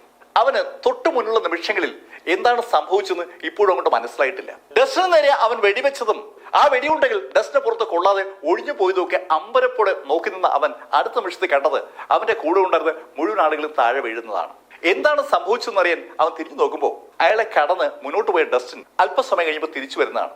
ഗേറ്റിൽ കാവൽ നിന്ന ആളുടെ കോളർ പിടിച്ചുകൊണ്ട് ഡസ്റ്റിൻ അകത്തേക്ക് വരുന്നതാണ് അയാൾ കാണുന്നത്. അവനും കൊല്ലപ്പെട്ടിരുന്നു. ഭയന്നുപോയി അയാൾ തോക്ക് വലിച്ചെറിഞ്ഞിട്ട് മുട്ടുകുത്തിയപ്പോ ഡസ്റ്റിൻ അയാളോട് ചോദിച്ചു, ആരാ നിന്നെ ഇങ്ങോട്ട് അയച്ചത്? സാർ, കൃത്യമായിട്ട് ആരാണ് എന്റെ പിന്നിലെന്ന് ഞങ്ങൾക്ക് അറിയില്ല, പക്ഷേ ഞങ്ങൾക്ക് പണം നൽകിയ ആളെ ഞങ്ങൾക്ക് അറിയാം. ആ ആളെന്ന് വിവരം അറിഞ്ഞതും ഡസ്റ്റിൻ അയാളുടെ കഴുത്തിലൊന്ന് വെട്ടിയതും ഒരേ നിമിഷത്തിലാണ്. കഴുത്തിൽ ഒറ്റ വെട്ട്. അയാൾ ആ നിമിഷം അവിടെ തീരുകയാണ്. ആ ആള് താഴെ വീണതും മാക്സിംസും കാറ്റ്ലിനും അകത്തേക്ക് വന്നു. അവര് ഈ രംഗം കണ്ടുകൊണ്ട് നിൽക്കുകയാണ്. മാക്സിംസിനോടായി ഡസ്റ്റിൻ പറഞ്ഞു, ഏതാനും നിമിഷങ്ങൾ കഴിയുമ്പോൾ ഹണ്ടർ വരും. ഹണ്ടർ വന്ന് ഈ ബോഡി കൊണ്ടുപോയിക്കോളും. അതുവരെ ആരെയും അകത്തേക്ക് വിടരുത്. ഡസ്റ്റിൻ അവിടുന്ന് പുറത്തേക്ക് ഇറങ്ങുമ്പോൾ ഹണ്ടർ ആൻഡേഴ്സിനെ വിളിച്ച് നിർദ്ദേശം കൊടുത്തു. ഡസ്റ്റിൻ റയസ് പുറത്തേക്ക് ഇറങ്ങി അയാളുടെ വാഹനത്തിൽ ഒരു ഹോട്ടലിലേക്ക് തിരിച്ചു. ഡസ്റ്റിൻ അവിടെ നിന്ന് പോയി ഏകദേശം ഒരു 10 മിനിറ്റ് കഴിഞ്ഞപ്പോൾ ഹണ്ടർ ആൻഡേഴ്സൺ ടീമും അവിടെ എത്തി. ഏതാനും നിമിഷങ്ങൾ കൊണ്ട് അവർ ആ ബോഡികൾ അവിടെ നിന്ന് റിമൂവ് ചെയ്തു. ഈ സമയത്ത് ഹോട്ടലിലെ ഒരു മുറിയിൽ വില്യംസ് ലൂയിസിനോട് സംസാരിച്ചുകൊണ്ടിരിക്കുകയാണ്. ബാത്റൂമിൽ നിന്നാണ് അയാൾ സംസാരിക്കുന്നത്. ഹേയ് ലൂയിസ്, പേടിക്കണ്ട, അവ ഇപ്പൊ തീർന്നു കാണും. പിന്നെ ലൂയിസ്, ഞാൻ പിന്നെ ഫോൺ വെക്കട്ട, എന്നെ കാത്ത ഒരാൾ പുറത്തിരിപ്പുണ്ട്, ഒരു സുന്ദരിയാണ് കേട്ടോ. ഏയ് ലൂയിസ് വരുന്നുണ്ടോ? ചോദ്യം കേട്ടത് ലൂയിസും ചിരിച്ചു. ചിരിച്ചുകൊണ്ട് ലൂയിസ് വില്യംസിനോട് പറഞ്ഞു, ഹേയ് നാളെ എന്റെ കിടക്കയിൽ ആരാണ് ഉള്ളതെന്ന് എനിക്ക് അറിഞ്ഞൂടെ? ഈ സ്വിൻഡറിലെ നമ്പർ 1 സുന്ദരിയാണ്. ഡാലിയൻ നിക്കോൾസനെ ലൂയിസ് വിവാഹം കഴിക്കുകയാണ് നാളെ. അതിനെക്കുറിച്ചാണ് ലൂയിസ് സൂചിപ്പിച്ചത്. ഓക്കെ ലൂയിസ്, അങ്ങനെ പറഞ്ഞിട്ട് വില്യംസ് ഫോൺ കട്ട് ചെയ്തു. അയാൾ ബാത്റൂമിൽ നിന്ന് പുറത്തേക്ക് ഇറങ്ങി. അയാൾ ഒരു സുന്ദരിയെ ആ ഹോട്ടൽ മുറിയിൽ കൊണ്ടിരുത്തിയിട്ടാണ് ബാത്റൂമിലേക്ക് കയറിയത്. ആ സുന്ദരിയുടെ അടുത്തേക്ക് ബാത്റൂമിൽ നിന്ന് മടങ്ങി വന്ന വില്യംസ് ഒന്ന് നോക്കുമ്പോൾ ശരിക്കും വില്യംസ് ഞെട്ടി. സുന്ദരി ഇരുന്ന അതേ പൊസിഷനിൽ ഇപ്പൊ അവിടെ ഇരിക്കുന്നത് ഡസ്റ്റിൻ റയസ് ആണ്. ഡസ്റ്റിനെ കണ്ട വില്യംസ് ശരിക്കും വിളറിപ്പോവുകയാണ്. ഡസ്റ്റിൻ? ചോദ്യം കേട്ടതും ഡസ്റ്റിൻ വില്യംസിന്റെ കഴുത്തിൽ പിടിച്ച് ചുവരിലേക്ക് ചേർത്തു. ഡസ്റ്റിൻ ആ കഴുത്തിൽ അമർത്തി പിടിക്കുകയാണ്. ആ കഴുത്ത് അമർത്തി പിടിച്ചുകൊണ്ട് അയാൾ ചോദിച്ചു, ആരാ ഇതിന്റെ പിന്നിൽ? ഹമ്മർ ആണോ ലാങ്ഫോർഡ് ആണോ? ഡസ്റ്റിന് ഉത്തരം കിട്ടേണ്ടിയിരിക്കുന്നു. ഡസ്റ്റിൻ അങ്ങനെ പിടിച്ചിരിക്കുമ്പോൾ ആ ചെറുപ്പക്കാരനെ ശ്വസിക്കാൻ ബുദ്ധിമുട്ടുണ്ട്. അയാൾ പറയാനായിട്ട് ശ്രമിക്കുമ്പോഴും ശബ്ദം പുറത്തു വരുന്നില്ല. അത് മനസ്സിലാക്കിയതും ഡസ്റ്റിൻ കൈയെടുത്തു. ഇത് ലൂയിസ് ആണ്, ലൂയിസ് ലാങ്ഫോർഡ് ആണ്. ഡസ്റ്റിൻ വീണ്ടും വില്യത്തിന്റെ കഴുത്തിലേക്ക് കൈ അമർത്താൻ പോയതും വില്യം ഡസ്റ്റിനോട് പറഞ്ഞു, പ്ലീസ് എനിക്കൊരു രഹസ്യം പറയാനുണ്ട്. രഹസ്യോ? എന്താ രഹസ്യം? ഡസ്റ്റിൻ, ഡാലിയ എന്തുകൊണ്ടാണ് ലൂയിസിനെ വിവാഹം കഴിക്കാൻ സമ്മതിച്ചതെന്ന് അറിയാമോ? വില്യത്തിന്റെ ചോദ്യം കേട്ടതും ഡസ്റ്റിൻ വില്യത്തിനെ താഴെ നിർത്തി. ഡസ്റ്റിൻ, ജെയിംസിനെ ലൂയിസ് ഒരു കെണിയെ കുടുക്കി. ലൂയിസ് ലാങ്ഫോർഡ് എങ്ങനെയാണ് ജെയിംസിനെ കൊലക്കുറ്റത്തിൽ പെടുത്തിയെന്നും ജെയിംസിനെ രക്ഷിക്കാൻ വേണ്ടി ഡാലിയയ്ക്ക് ലൂയിസിനെ വിവാഹം കഴിക്കാൻ സമ്മതിക്കേണ്ടി വന്ന കഥ വില്യംസ് ഡസ്റ്റിനോട് പറഞ്ഞു. അതിനൊപ്പം ഒരു കാര്യം കൂടി ഡസ്റ്റിനോട് വില്യം പറഞ്ഞു. ഡസ്റ്റിനെ ജീവൻ രക്ഷിക്കാൻ വേണ്ടി കൂടിയാണ് ഡാലിയ വിവാഹത്തിന് സമ്മതിച്ചത്. ഡാലിയ നിക്കോൾസൺ ലൂയിസ് ലാങ്ഫോർഡിനെ പോലുള്ള ഒരാളെ വിവാഹം കഴിക്കാൻ തീരുമാനിച്ചത് ഡസ്റ്റിനെയും അവളുടെ അനുജൻ ജെയിംസിനെയും രക്ഷിക്കാൻ വേണ്ടിയായിരുന്നു എന്നുള്ള കഥയാണ് വില്യംസ് ഇപ്പോ ഡസ്റ്റിനോട് പറയുന്നത്. കഥ കേട്ടതും ഡസ്റ്റിൻ അതിവേഗം പുറത്തേക്ക് ഇറങ്ങുന്ന ഡസ്റ്റിൻ ശരിക്കും അസ്വസ്ഥനാണ്. ഏകദേശം ഒരു 20 മിനിറ്റ് കഴിഞ്ഞപ്പോ ഡസ്റ്റിൻ റയസ് നിക്കോൾസൺ കുടുംബത്തിലെത്തി. ഡസ്റ്റിൻ കൊടുങ്കാറ്റിന്റെ വേഗതയിലാണ് ആ വീടിനകത്തേക്ക് കയറി വരുന്നത്. പെട്ടെന്ന് ഡസ്റ്റിൻ വീടിനകത്തേക്ക് കയറി വരുന്ന കണ്ടതും ഫ്ലോറൻസ് ഡസ്റ്റിനോട് ചോദിച്ചു, ഡസ്റ്റിൻ നീ എവിടെ? ഡാലിയ എവിടെ? തിരിച്ച് ഡസ്റ്റിൻ ചോദിക്കുകയാണ്. ഡാലിയ എവിടെ എന്നുള്ള ഡസ്റ്റിന്റെ ചോദ്യത്തിന് ഫ്ലോറൻസ് വളരെ കർക്കശമായ മറുപടിയാണ് കൊടുക്കുന്നത്. ഡാലിയ എവിടെയെന്നോ? ഡാലിയ തിരക്ക് നീ ആരാ? ഡസ്റ്റിൻ, നാളെ ഡാലിയുടെ വിവാഹമാണ്, നീ പ്രശ്നമുണ്ടാക്കാതെ പോയെ. ഡാലിയ നിക്കോൾസൺ ഡസ്റ്റിനെ ഒഴിവാക്കിയത് കൊണ്ട് ഡസ്റ്റിൻ വഴക്കുണ്ടാക്കാൻ വന്നിരിക്കുന്നു എന്നാണ് ഫ്ലോറൻസിന്റെ ലൈൻ. എനിക്ക് ഡാലിയെ കാണണം, ഡാലിയോട് എനിക്ക് സംസാരിക്കണം. നീ ഇപ്പൊ ഡാലിയെ കാണണ്ട, ഡാലിയോട് സംസാരിക്കണ്ട. എനിക്ക് ഡാലിയെ കാണണമെന്ന്. ഡാലിയ അപകടത്തിലാണ്. ഡാലിയ അപകടത്തിലോ? അതെ, ഡാലിയ അപകടത്തിലാണ്. ഡാലിയ ആ ലാങ്ഫോർഡ് ചതിച്ചതാണ്. കൊള്ളാലോ, നീ അടുത്ത കഥയുമായിട്ട് ഇറങ്ങിയിരിക്കുകയാണ്. നീ ഒരു ഭൂലോക തോൽവിയാണെന്നുള്ള കാര്യം നീ എന്താ സമ്മതിക്കാത്ത? നീ വലിയ വായിൽ വലിയ കാര്യങ്ങളൊക്കെ വിളിച്ചു പറയുമല്ലോ. എന്തിനാ അത് ചെയ്യുന്നത്? പണമുള്ളവർ, അധികാരമുള്ളവർ, ശക്തർ, അങ്ങനെ പലരും ഈ സമൂഹത്തിലുണ്ട്. അവരെയൊക്കെ ബഹുമാനിക്കാൻ പഠിക്കും. ഫ്ലോറൻസ് ഡസ്റ്റിനെ തീർത്ത് കത്തിക്കുകയാണ്. അത് കേട്ടതും ഡസ്റ്റിൻ പറഞ്ഞു, നിങ്ങൾ എന്ത് പറഞ്ഞാലും ശരി, എനിക്ക് ഡാലിയെ കണ്ടേ പറ്റൂ. ഡാലിയ, എനിക്കറിയാം നീ അകത്തുണ്ടെന്ന്. ഡസ്റ്റിൻ, ഡാലിയ ഇവിടെ ഇല്ല. എനിക്കറിയാം ഡാലിയ ഇവിടെ ഉണ്ടെന്ന്. ഡാലിയ, നീ കേൾക്കുന്നുണ്ടോന്ന് എനിക്കറിയാം. എനിക്ക് നിന്നോട് ഒന്നേ പറയാനുള്ളൂ, നീ അപകടത്തിലാണ്. നീ എന്നെ രക്ഷിക്കാൻ വേണ്ടി വെറുതെ അപകടത്തിൽ ചാടരുത്. എന്നെ രക്ഷിക്കാൻ ശ്രമിക്കേണ്ട കാര്യമില്ല. എനിക്കൊന്നും സംഭവിക്കത്തില്ല.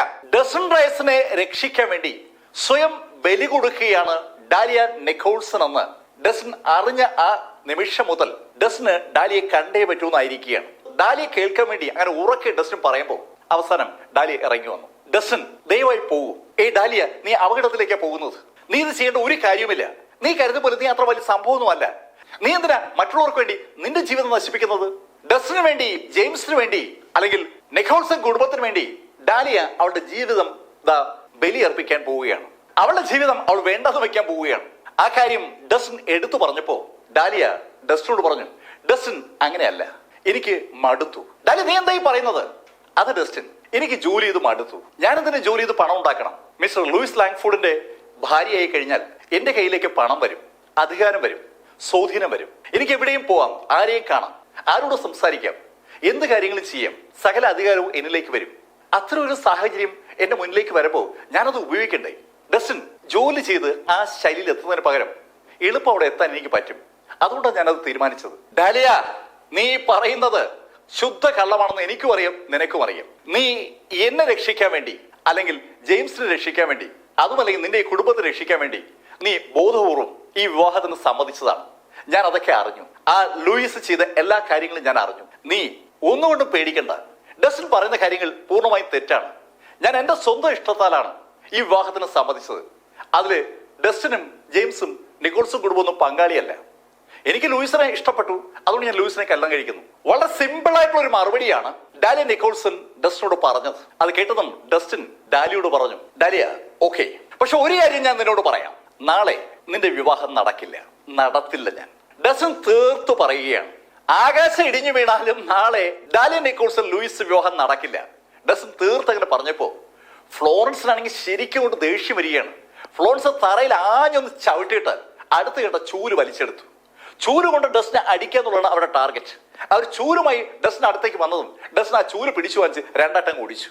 ഡസ്റ്റിൻ ആ ചൂല് വലിച്ചൊടിച്ചിട്ട് ആ തറയിലേക്ക് വലിച്ചെറിഞ്ഞുകൊണ്ട് ഫ്ലോറൻസ് നേരെ ഇങ്ങനെ വിരൽ ചൂണ്ടിയിട്ട് ഡാലിയോടായി പറഞ്ഞു, ഡാലിയ, നാളെ നിന്റെ വിവാഹം ഞാൻ നടത്തിക്കില്ല. ഞാനാ പറയുന്നത്. ഒരിക്കൽ കൂടി ഞാൻ നിന്നോട് പറയുന്നു, നീ ഒന്നുകൊണ്ടും ഭയക്കണ്ട. നീ എന്നെ ഒന്ന് വിശ്വസിച്ചാൽ മാത്രം മതി, ബാക്കി ഞാൻ ഏറ്റു. അങ്ങനെ പറഞ്ഞിട്ട് ഒരു കൊടുങ്കാറ്റ് പോലെ ഡസ്റ്റിൻ ആ മുറിന്ന് പുറത്തേക്ക് പോവുകയാണ്. ഡസ്റ്റിൻ മുറിന്ന് പുറത്തേക്ക് പോയി കഴിഞ്ഞതും ഡാലിയ തൊട്ടുപുറകുള്ള ചുവരിലേക്ക് ചാരി സാവധാനം താഴേക്ക് അങ്ങ് ഇരിക്കുകയാണ്. ശരിക്കും അലറി കരയുകയാണ് ഡാലിയ. അലറി കരഞ്ഞുകൊണ്ട് അവൾ അവളുടെ തല അവളുടെ മുട്ടിലേക്ക് ചേർത്ത് വെച്ചു. അത് കണ്ട ഫ്ലോറൻസ് ഓടി ഡാലിയുടെ അടുത്ത് വന്നു. ഡാലിയെ ആശ്വസിപ്പിക്കാനുള്ള ഒരു ശ്രമത്തിലാണ് അവർ. കരഞ്ഞുകൊണ്ട് ഡാലിയ ഫ്ലോറൻസിനോട് പറഞ്ഞു, അമ്മ എന്നെ വെറുതെ വിട്. ഡാലിയ ആ ചുവരി ചാരിയിരുന്ന് നിശബ്ദമായി കരയുന്നത് അങ്ങനെ നോക്കി നിൽക്കാനേ ഫ്ലോറൻസിന് പറ്റൂ. ഡാലിയെ നിർബന്ധിക്കാൻ ഫ്ലോറൻസിന് പറ്റില്ല. ആ ദിവസം അങ്ങനെ കഴിഞ്ഞു. രാവിലെ 10 മണി. സ്വിൻഡനിലെ ഏറ്റവും വലിയ ഹോട്ടലാണ് എമറാൾഡ് ഹോട്ടൽ. ആ ഹോട്ടലിന്റെ മുൻഭാഗത്തായി ഇഷ്ടംപോലെ വാഹനങ്ങൾ അങ്ങനെ നിരന്നു കിടക്കുകയാണ്. എല്ലാം വിലപിടിപ്പുള്ള വാഹനങ്ങളാണ്. സ്വിൻഡനിലെയും സമീപ സ്ഥലങ്ങളിലെയും പ്രമുഖരായ ആളുകളൊക്കെ അവിടെ എത്തിയിട്ടുണ്ട്. വാഹനങ്ങളുടെ ആ നീണ്ട നിരക്കകത്തൂടി നമ്മൾ ഹാളിലേക്ക് വരുമ്പോൾ ആ ഹാള് നിറഞ്ഞു കവിഞ്ഞിരിക്കുകയാണ്. ശരിക്കും VIP കളെ കൊണ്ട് നിറഞ്ഞിരിക്കുന്ന ഒരു സദസ്. ആ സദസ്സിന്റെ ഏറ്റവും മുന്നിലായി ഒരു സ്റ്റേജാണ്. ആ സ്റ്റേജിൽ ചടങ്ങ് തുടങ്ങാൻ പോവുകയാണെന്നുള്ള അനൗൺസ്മെന്റ് കേട്ടതും വളരെ മനോഹരമായി വസ്ത്രം ധരിച്ച കോട്ടും സ്യൂട്ടും അണിഞ്ഞ സാക്ഷാൽ ലൂയിസ് ലാങ്ഫോർഡ് അങ്ങോട്ടേക്ക് വന്നു. ലൂയിസ് ലാങ്ഫോർഡ് ആ സ്റ്റേജിന്റെ നടുക്ക് വന്നങ്ങ് നിൽക്കുമ്പോൾ പ്രകാശം ലൂയിസ് ലാങ്ഫോർഡിൽ തന്നെ ഇങ്ങനെ വീഴുകയാണ്. സുമുഖനായി സുന്ദരനായി വിലപിടിപ്പുള്ള ആ വസ്ത്രത്തിൽ, ആ പ്രകാശത്തിൽ ലൂയിസ് ലാങ്ഫോർഡ് അങ്ങനെ കുളിച്ചു നിൽക്കുമ്പോൾ ലൂയിസ് ലാങ്ഫോർഡിന്റെ കയ്യിലേക്ക് ഒരു മൈക്ക് വന്നു. ആ മൈക്ക് കയ്യിൽ വാങ്ങിച്ചതും ലൂയിസ് ആളുകളെ അഭിസംബോധന ചെയ്തു. എന്റെ ഈ വിവാഹ ചടങ്ങിലേക്ക് എത്തിച്ചേർന്ന എല്ലാവരെയും ഞാൻ വ്യക്തിപരമായി സ്വാഗതം ചെയ്യുന്നു. എനിക്ക് ഡാലിയ നിക്കോൾസനെ കണ്ട നിമിഷത്തിൽ തന്നെ ഒരു ഇഷ്ടം തോന്നിയിരുന്നു. അതുകൊണ്ടാണ് സ്റ്റോണിയിൽ നിന്ന് ഞാനിവിടെ ഈ സ്വിൻഡനിൽ വന്ന് ഒരു വിവാഹം കഴിക്കുന്നത്. ഡാലിയോടുള്ള എന്റെ ഇഷ്ടം അതാണ് ഈ വിവാഹത്തിന്റെ അടിസ്ഥാനം. ലൂയിസ് ലാങ്ഫോർഡ് അവന് ഡാലിയെ കുറിച്ചുള്ള ഇഷ്ടങ്ങളും കാര്യങ്ങളൊക്കെ പറയുമ്പോൾ സദസ്സിന്റെ മുൻഭാഗത്ത് ഫ്ലോറൻസിനടുത്തായി ഡാലിയുടെ പിതാവ് ജോണിന്റെ അടുത്തായി ഹെൻറിയുടെ അടുത്തായി ജെയിംസ്, അവർക്ക് ഏതാനും വരികൾ പുറകിലായി ഡെക്കോട്ട, ജെയിൻ, അവരെല്ലാം ഉണ്ട്. വലതുഭാഗത്തായി ലാങ്ഫോർഡ് കുടുംബത്തിലെ ആളുകൾ ഇരിപ്പുണ്ട്. അവിടെ ഇരിക്കുന്നതിൽ ഏറ്റവും പ്രധാനപ്പെട്ട വ്യക്തി കെൻവുഡ് ലാങ്ഫോർഡ് ആണ്. കെൻവുഡ് ലൂയിസിന്റെ അങ്കിളാണ്. സ്റ്റോണിയിൽ നിന്ന് വളരെ കുറച്ച് ആളുകൾ മാത്രമേ സ്വിൻഡനിൽ എത്തിയിട്ടുള്ളൂ. ഗ്ലൻസ്റ്റണിലുള്ള ആളുകളാണ് കൂടുതൽ എത്തിയിരിക്കുന്നത്. ഗ്ലൻസ്റ്റഡിൽ നിന്നുള്ള നിക്കോൾസൺ കുടുംബത്തിലെ ആളുകൾ കുറച്ചുപേർ എത്തിയിട്ടുണ്ട്. അവർക്കൊക്കെ പുറമെ അവിടെ എത്തിയിരിക്കുന്ന ഭൂരിപക്ഷം ആളുകളും സ്വിൻഡനിൽ നിന്നുള്ള ആളുകൾ തന്നെയാണ്. സ്വിൻഡനിലെ എല്ലാ പണച്ചാക്കുകളും അവിടെ ഉണ്ട്. സംസാരിക്കുന്നിടയിൽ ലൂയിസ് ലാങ്ഫോർഡ് അവരെയൊക്കെ നോക്കി ഒന്ന് പുഞ്ചിരിക്കുന്നുണ്ട്. ശരിക്കും മനോഹരമായി ലൂയിസ് ലാങ്ഫോർഡ് അയാളെ ഇൻട്രൊഡ്യൂസ് ചെയ്ത് കഴിഞ്ഞതും ലൂയിസിന്റെ കയ്യിൽ നിന്ന് ആ മൈക്ക് വാങ്ങിച്ച വ്യക്തി അടുത്ത അനൗൺസ്മെന്റ് നടത്തി. വേദിയിലേക്ക് അടുത്തതായി വരുന്നത് വധു ഡാലിയ നിക്കോൾസൺ ആണ്. ആ അനൗൺസ്മെന്റ് മുഴങ്ങുമ്പോൾ ഓഡിയൻസിന്റെ ഇടയിൽ കൂടി ഡാലിയ നിക്കോൾസൺ മുന്നോട്ട് നടന്നു തുടങ്ങി. ഡാലിയ നിക്കോൾസൺ മുന്നോട്ട് നടക്കുമ്പോൾ ആ ഓഡിയൻസിന്റെ പുറത്ത് വീണുകൊണ്ടിരുന്ന ലൈറ്റ് എല്ലാം അണഞ്ഞു. ഇപ്പോ ഡാലിയ നിക്കോൾസണിൽ മാത്രമാണ് ലൈറ്റ് വീഴുന്നത്. വളരെ ശ്രദ്ധാപൂർവ്വം അറിയിച്ചിരിക്കുന്ന ഒരു ഷോയാണ്. ഡാലിയ നിക്കോൾസൺ ഓഡിയൻസിനിടയിൽ കൂടി നടന്ന് സ്റ്റേജിലേക്ക് കയറുമ്പോൾ ഡക്കോട്ട അവളുടെ അമ്മ ജെയിനോട് പറഞ്ഞു, എനിക്ക് ലഭിക്കേണ്ടതായിരുന്നു ഈ അവസരം. ഗ്ലൻസ്റ്റഡിൽ വേരുകളുള്ള ലാങ്ഫോർഡ് കുടുംബത്തിലെ ലൂയിസ് ലാങ്ഫോർഡ് സ്റ്റോണിയിൽ നിന്ന് ഗ്ലൻസ്റ്റഡിൽ എത്തിയപ്പോൾ വിവാഹ ആലോചനയുമായി ആദ്യം എത്തിയത് ഗ്ലൻസ്റ്റഡിൽ തന്നെയുള്ള നിക്കോൾസൺ കുടുംബത്തിലേക്കാണ്. അവിടുന്ന് ഒരു സുന്ദരിയെ വിവാഹം കഴിക്കണമെന്നായിരുന്നു അന്ന് ലൂയിസിന്റെ താല്പര്യം. ആ വിവരം അറിഞ്ഞ ഗ്ലൻസ്റ്റഡിലെ നിക്കോൾസൺ കുടുംബക്കാർ മുന്നോട്ട് വെച്ച പേര് യഥാർത്ഥത്തിൽ ഡെക്കോട്ടയുടെ ആയിരുന്നു. ഡെക്കോട്ടയെ കണ്ടപ്പോൾ സത്യത്തിൽ ലൂയിസിനെ ഇഷ്ടപ്പെടുകയും ചെയ്തതാണ്. പക്ഷെ ആ സമയത്താണ് യാദൃശ്ചികവശാൽ ലൂയിസ് ലാങ്ഫോർഡ് ഡാലിയൻ നിക്കോൾസന്റെ ചിത്രം ആ വീട്ടിലുണ്ടായിരുന്ന ചില കുട്ടികളുടെ കയ്യിലെ മൊബൈലിൽ കാണുന്നത്. സ്വിൻഡനിലുള്ള സുന്ദരിയായ ഡാലിയൻ നിക്കോൾസൺ അവരുടെ ബന്ധുവാണെന്നുള്ള കാര്യം അറിഞ്ഞ കുട്ടികൾ ആ ചിത്രം പരസ്പരം ഷെയർ ചെയ്തുകൊണ്ടിരിക്കുമ്പോഴാണ് ലൂയിസ് ലാങ്ഫോർഡ് അത് കണ്ടത്. ഡാലിയൻ നിക്കോൾസന്റെ ചിത്രം കണ്ട നിമിഷത്തിൽ ലൂയിസ് അയാളുടെ താല്പര്യം മാറ്റുകയായിരുന്നു, ഡെക്കോട്ടയിൽ നിന്ന് ഡാലിയിലേക്ക്. ആ കാര്യമാണ് ഇപ്പൊ ഡെക്കോട്ട ജെയിനെ ഓർമ്മിപ്പിച്ചത്. അത് കേട്ടതും ജെയിൻ ഡെക്കോട്ടയോട് പറഞ്ഞു, ഏയ് ഡെക്കോട്ട, നീ വിചാരിക്കും പോലെ ഡാലിക്ക് ലൂയിസിനോടൊപ്പം അധികം നാളൊന്നും താമസിക്കാനൊന്നും പറ്റില്ല. നിനക്ക് അറിയാൻ വയ്യഞ്ഞിട്ടാണ്. ഇവൻ ആള് മഹാ കുഴപ്പക്കാരനാണ്. അവന് എന്തുമാത്രം പെണ്ണുങ്ങളുമായി ബന്ധമുണ്ടെന്ന് അറിയാവൂ. അവന് പരിചയമുള്ള എല്ലാ പെണ്ണുങ്ങളും അവന്റെ ബെഡ്റൂമിലെത്തും. അത്തരത്തിൽ ഒന്ന് അതേ ഉള്ളൂ ഡാലിയ. സ്വന്തം മകളെ ലൂയിസിന് വേണ്ടി ആലോചിച്ച അതേ ജെയിൻ നിക്കോൾസനാണ് ഇപ്പൊ ഇതാ ഡാലിയൻ നിക്കോൾസന് സംഭവിക്കാൻ പോകുന്ന ദുരന്തത്തെ കുറിച്ച് മകളായ ഡെക്കോട്ടയോട് പറയുന്നത്. ഡെക്കോട്ടയ്ക്ക് അത് കേട്ടപ്പോൾ പക്ഷെ ഒരു ആശ്വാസമായി. അവളുടെ സൗഭാഗ്യം തട്ടിയെടുത്തുകൊണ്ട് പോവുകയായിരുന്ന ഡാലിയൻ നിക്കോൾസൺ അങ്ങനെ അങ്ങ് സുഖിക്കത്തില്ലല്ലോ എന്നുള്ളൊരു ആശ്വാസമാണ് അത് കേട്ടപ്പോൾ ഡെക്കോട്ടയ്ക്ക് ഉണ്ടായത്. ഡെക്കോട്ടയും ജെയിൻ നിക്കോൾസണും കൂടി അങ്ങനെ സംസാരിക്കുമ്പോഴേക്കും ഡാലിയ നിക്കോൾസൺ സ്റ്റേജിലെത്തി. ഡാലിയ ലൂയിസ് ലാങ്ഫോർഡിന്റെ അടുത്തെത്തിയപ്പോൾ അനൗൺസ് ചെയ്യുന്ന ആള് ആ വാചകം ഡാലിയോട് പറഞ്ഞു, ഡാലിയ, ഈ നിൽക്കുന്ന ലൂയിസ് ലാങ്ഫോർഡിനെ വിവാഹം കഴിക്കാൻ നിനക്ക് സമ്മതമാണോ? ഈ ലൂയിസ് ലാങ്ഫോർഡിനൊപ്പം ജീവിതകാലം മുഴുവൻ അവന്റെ ഭാര്യയായി തുടരാൻ നിനക്ക് സമ്മതമാണോ? ഈ ലൂയിസ് ലാങ്ഫോർഡിന്റെ കുട്ടികളെ പ്രസവിച്ച് അവന്റെ ഭാര്യയായും അവന്റെ കുട്ടികളുടെ അമ്മയായും ജീവിത അവസാനം വരെ തുടരാൻ നിനക്ക് സമ്മതമാണോ? കുറേയേറെ ചോദ്യങ്ങളാണ് ക്രമത്തിൽ ആ ആള് ഡാലിയോട് ചോദിച്ചത്. സാധാരണ ഇതിൽ അങ്ങനെ വിളിച്ചു ചോദിക്കുമ്പോൾ ആ നിമിഷം തന്നെ പെൺകുട്ടി യെസ് എന്ന് മറുപടി പറയണം. എനിക്ക് ലൂയിസ് ലാങ്ഫോർഡും ഒന്നിച്ച് ജീവിക്കാൻ ഇഷ്ടമാണ് എന്ന് എടുത്തു പറയണം. പക്ഷെ ഇവിടെ ഡാലിയൻ നിക്കോൾസൺ പെട്ടെന്ന് നിശബ്ദയായി നിൽക്കുന്ന കണ്ടപ്പോ ആ ചോദിച്ച ആള് വിചാരിച്ചു ഡാലിയ കാര്യം കേട്ട് കാണില്ലെന്ന്. അയാൾ ഒരിക്കൽ കൂടി ഡാലിയോട് പറഞ്ഞു, ഡാലിയ, ഈ നിൽക്കുന്ന ലൂയിസ് ലാങ്ഫോർഡിനെ വിവാഹം കഴിക്കാൻ നിനക്ക് സമ്മതമാണോ? രണ്ടാമത്തെ തവണയും ആ സംഘാടകൻ ആ ചോദ്യം ഉന്നയിച്ചപ്പോ സ്വാഭാവികമായിട്ടും എൻ്റെ ഓഡിയൻസിന്റെ ശ്രദ്ധയും ഡാലിയ നിക്കോൾസന്റെ മറുപടിയിലേക്ക് വരികയാണ്. ഏതാനും സെക്കൻഡുകൾ കഴിഞ്ഞിട്ടും ഡാലിയ മറുപടി ഒന്നും പറഞ്ഞില്ല. 5 സെക്കൻഡ്, 10 സെക്കൻഡ്, 20 സെക്കൻഡ് ഡാലിയ മറുപടി പറയുന്നില്ല എന്ന് കണ്ടതും അടുത്തേക്ക് ലൂയിസ് ഡാലിയോട് പറഞ്ഞു, ഡാലിയ, നീ മറുപടി പറയാം. 2 തവണ ലൂയിസ് ഡാലിയോട് അങ്ങനെ പറഞ്ഞിട്ടും ഡാലിയ ഒന്നും മിണ്ടുന്നില്ല. ഡാലിയ നിശബ്ദയായി നിൽക്കുകയാണ്. ഈ സമയത്ത് ഓഡിയൻസിന്റെ ഇടയിൽ പതുക്കെ പ്രതികരണങ്ങൾ ഉണ്ടാവുകയാണ്. ഒരു മുറുമുറുപ്പ് പതുക്കെ ഉണ്ടാവുകയാണ്. ഇതെന്താ ഡാലിയ ഒന്നും പറയാത്ത? ഇവളെന്താ ലാങ്ഫോർഡ് അപമാനിക്കുകയാണ്? ഇതെന്താ ഇങ്ങനെ? പല ശൈലിയിലുള്ള സംഭാഷണങ്ങളാണ് വരുന്നത്. ഫ്ലോറൻസ് ഉറക്കെ ഡാലിയെ വിളിക്കുകയാണ്, ഡാലിയ, യെസ് പറ. ഡാലിയയ്ക്ക് സംഭവം മനസ്സിലാകാത്തത് കൊണ്ട് അവൾ നിശബ്ദയായി നിൽക്കുകയാണെന്നുള്ള ധാരണയാണ് പലർക്കുമെങ്കിലും ഫ്ലോറൻസിന് അറിയാമല്ലോ കഥ അതല്ലെന്ന്. അതുകൊണ്ടാണ് ഡാലിയോട് യെസ് എന്ന് പറ എന്ന് ഫ്ലോറൻസ് ഉറക്കെ വിളിച്ചു പറഞ്ഞത്.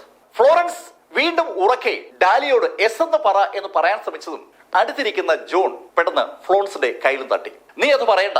ജോൺ വളരെ വ്യക്തമായിട്ട് പെട്ടെന്ന് ഫ്ലോറൻസിനെ തടസ്സപ്പെടുത്തിക്കൊണ്ട് അങ്ങനെ പറഞ്ഞതും അവളുടെ അടുത്തിരിക്കുന്ന ഹെൻറിയും ഫ്ലോറൻസിനോട് പറഞ്ഞു, ഏയ് നീ മിണ്ടായിരിക്കും, ഡാലിയാണ് സംസാരിക്കേണ്ടത്, നീയല്ല.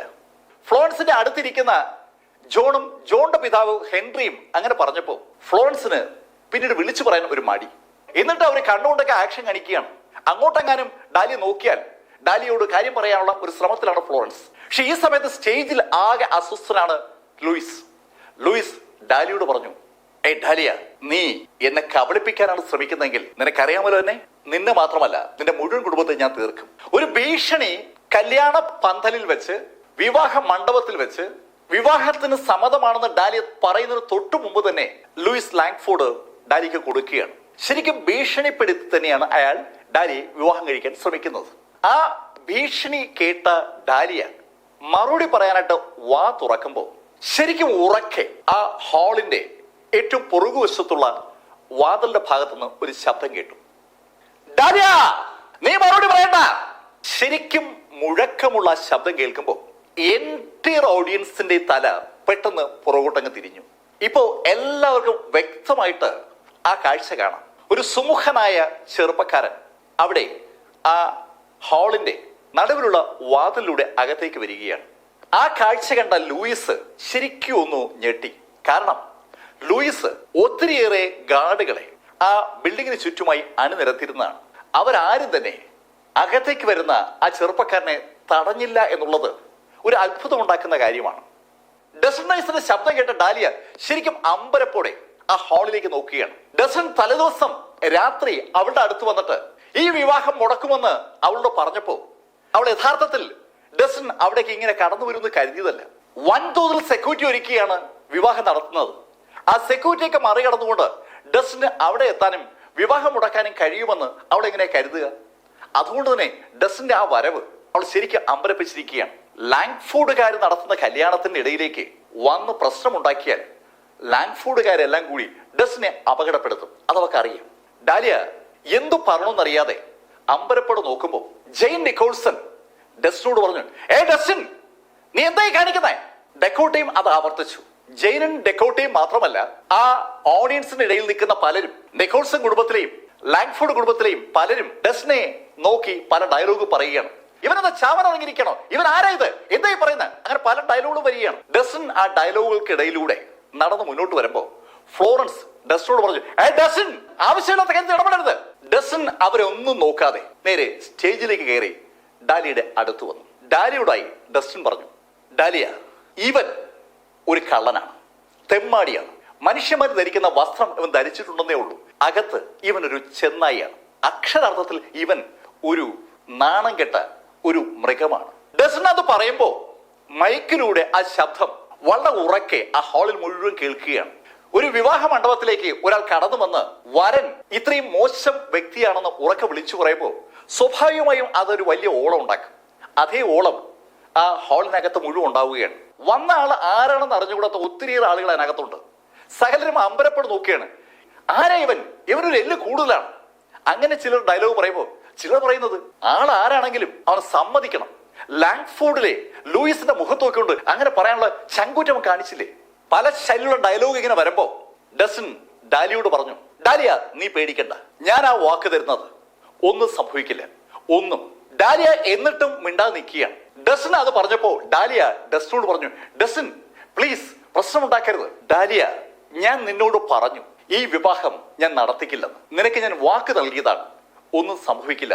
ഡാലിയ, നിന്നോട് ഒരു കാര്യം ചോദിക്കട്ടെ? ഡസൻ അങ്ങനെ ചോദിച്ചപ്പോ ഡാലിയ അറിയാനുള്ള കൗതുകത്തോടെ ഡസന് മുഖത്ത് നോക്കിയതും ഡസൻ ഡാലിയോട് ചോദിച്ചു, ഡാലിയ, നമ്മൾ തമ്മിൽ പല പ്രശ്നങ്ങളും ഉണ്ടായിട്ടുണ്ട്, പക്ഷെ എപ്പോഴെങ്കിലും ഞാൻ നിന്നോട് കള്ളം പറഞ്ഞിട്ടുണ്ടോ? ഡസൻ റൈസിനെ അവൾ ശരിക്കും കളിയാക്കിയിട്ടുണ്ട്.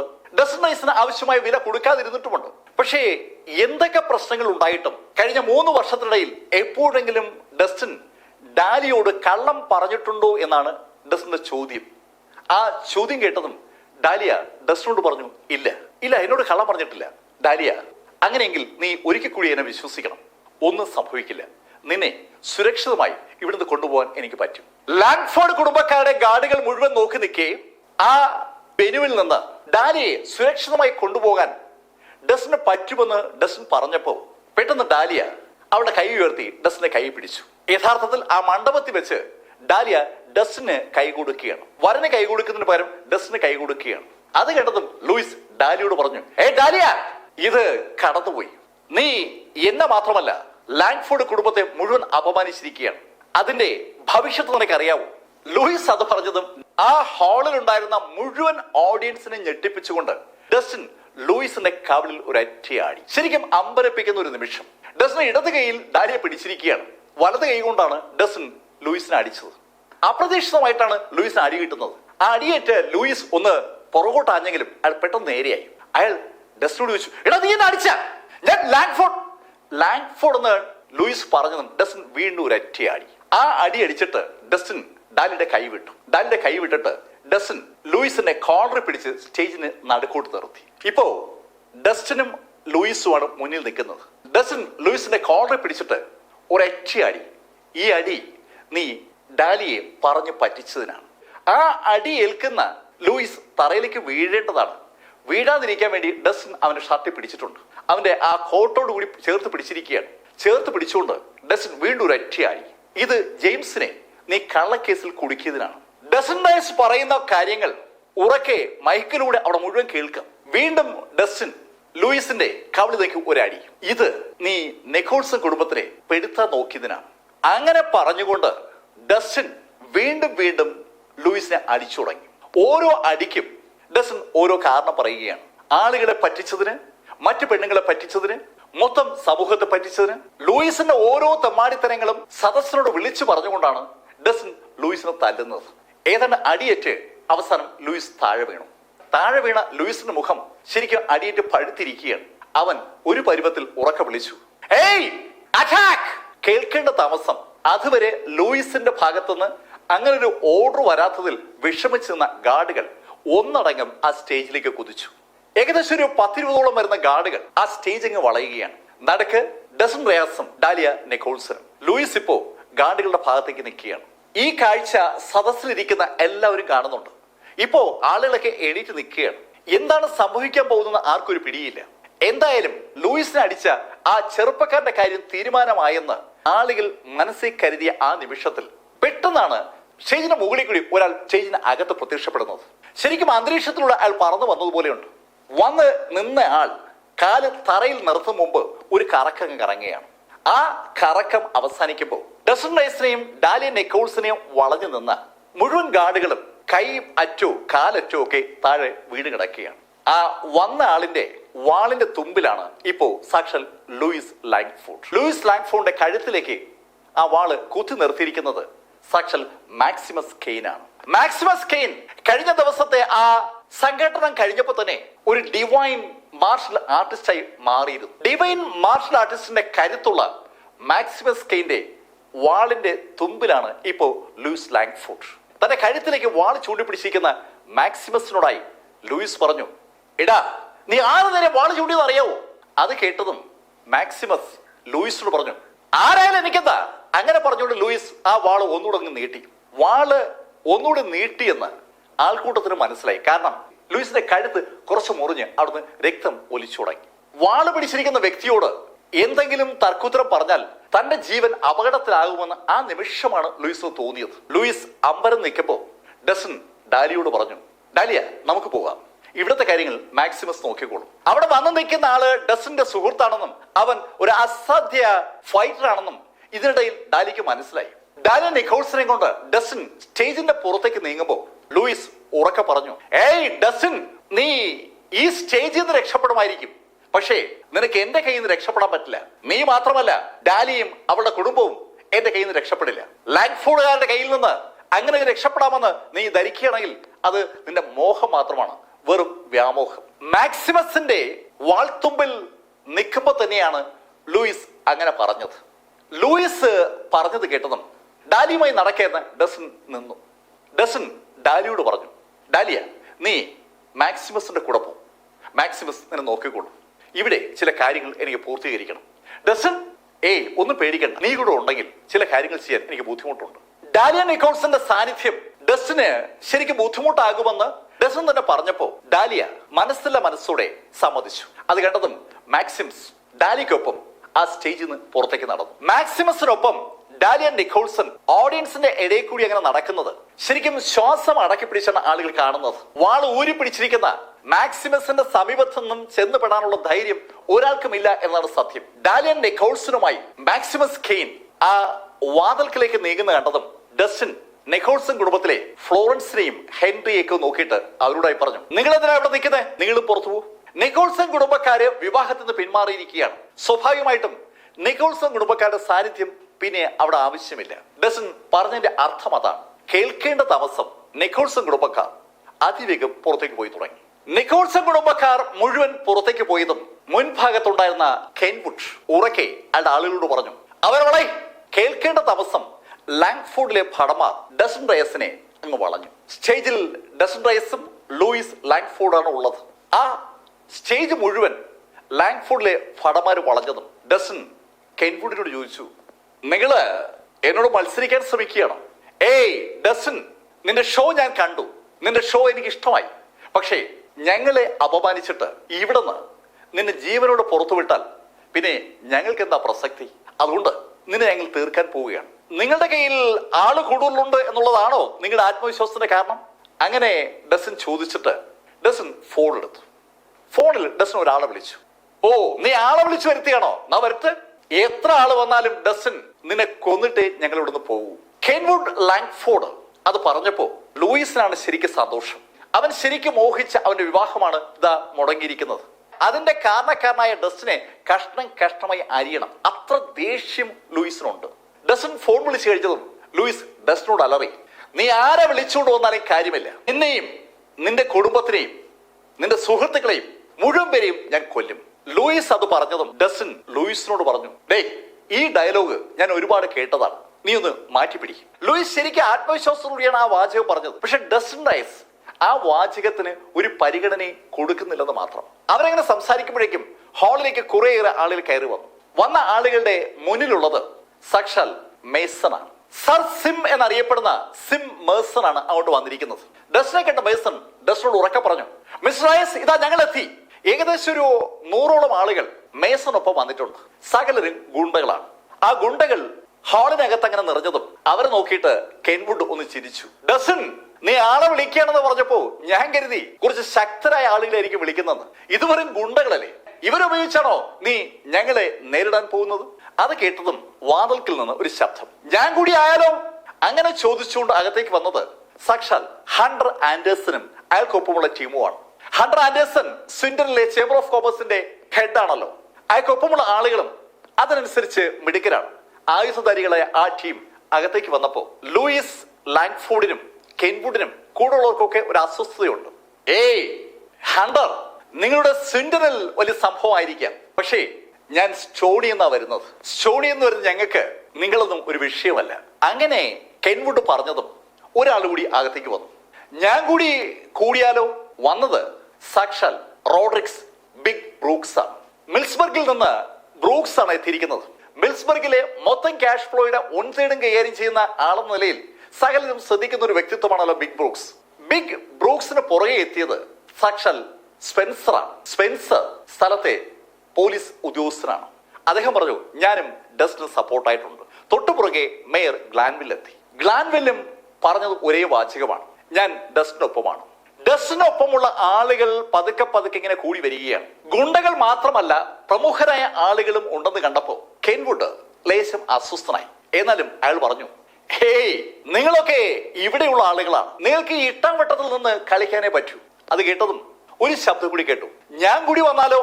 ആ സമയത്ത് അകത്തേക്ക് വന്നത് സുമുഖനായ ഒരു ചെറുപ്പക്കാരനാണ്. ആ ചെറുപ്പക്കാരന് തൊട്ടു പുറകിലായി 3-4 സ്ത്രീകളുമുണ്ട്. സ്ത്രീകളെയും ആ ചെറുപ്പക്കാരനെ കണ്ട എന്റെ ഓഡിയൻസ് ഒന്ന് ഞെട്ടി.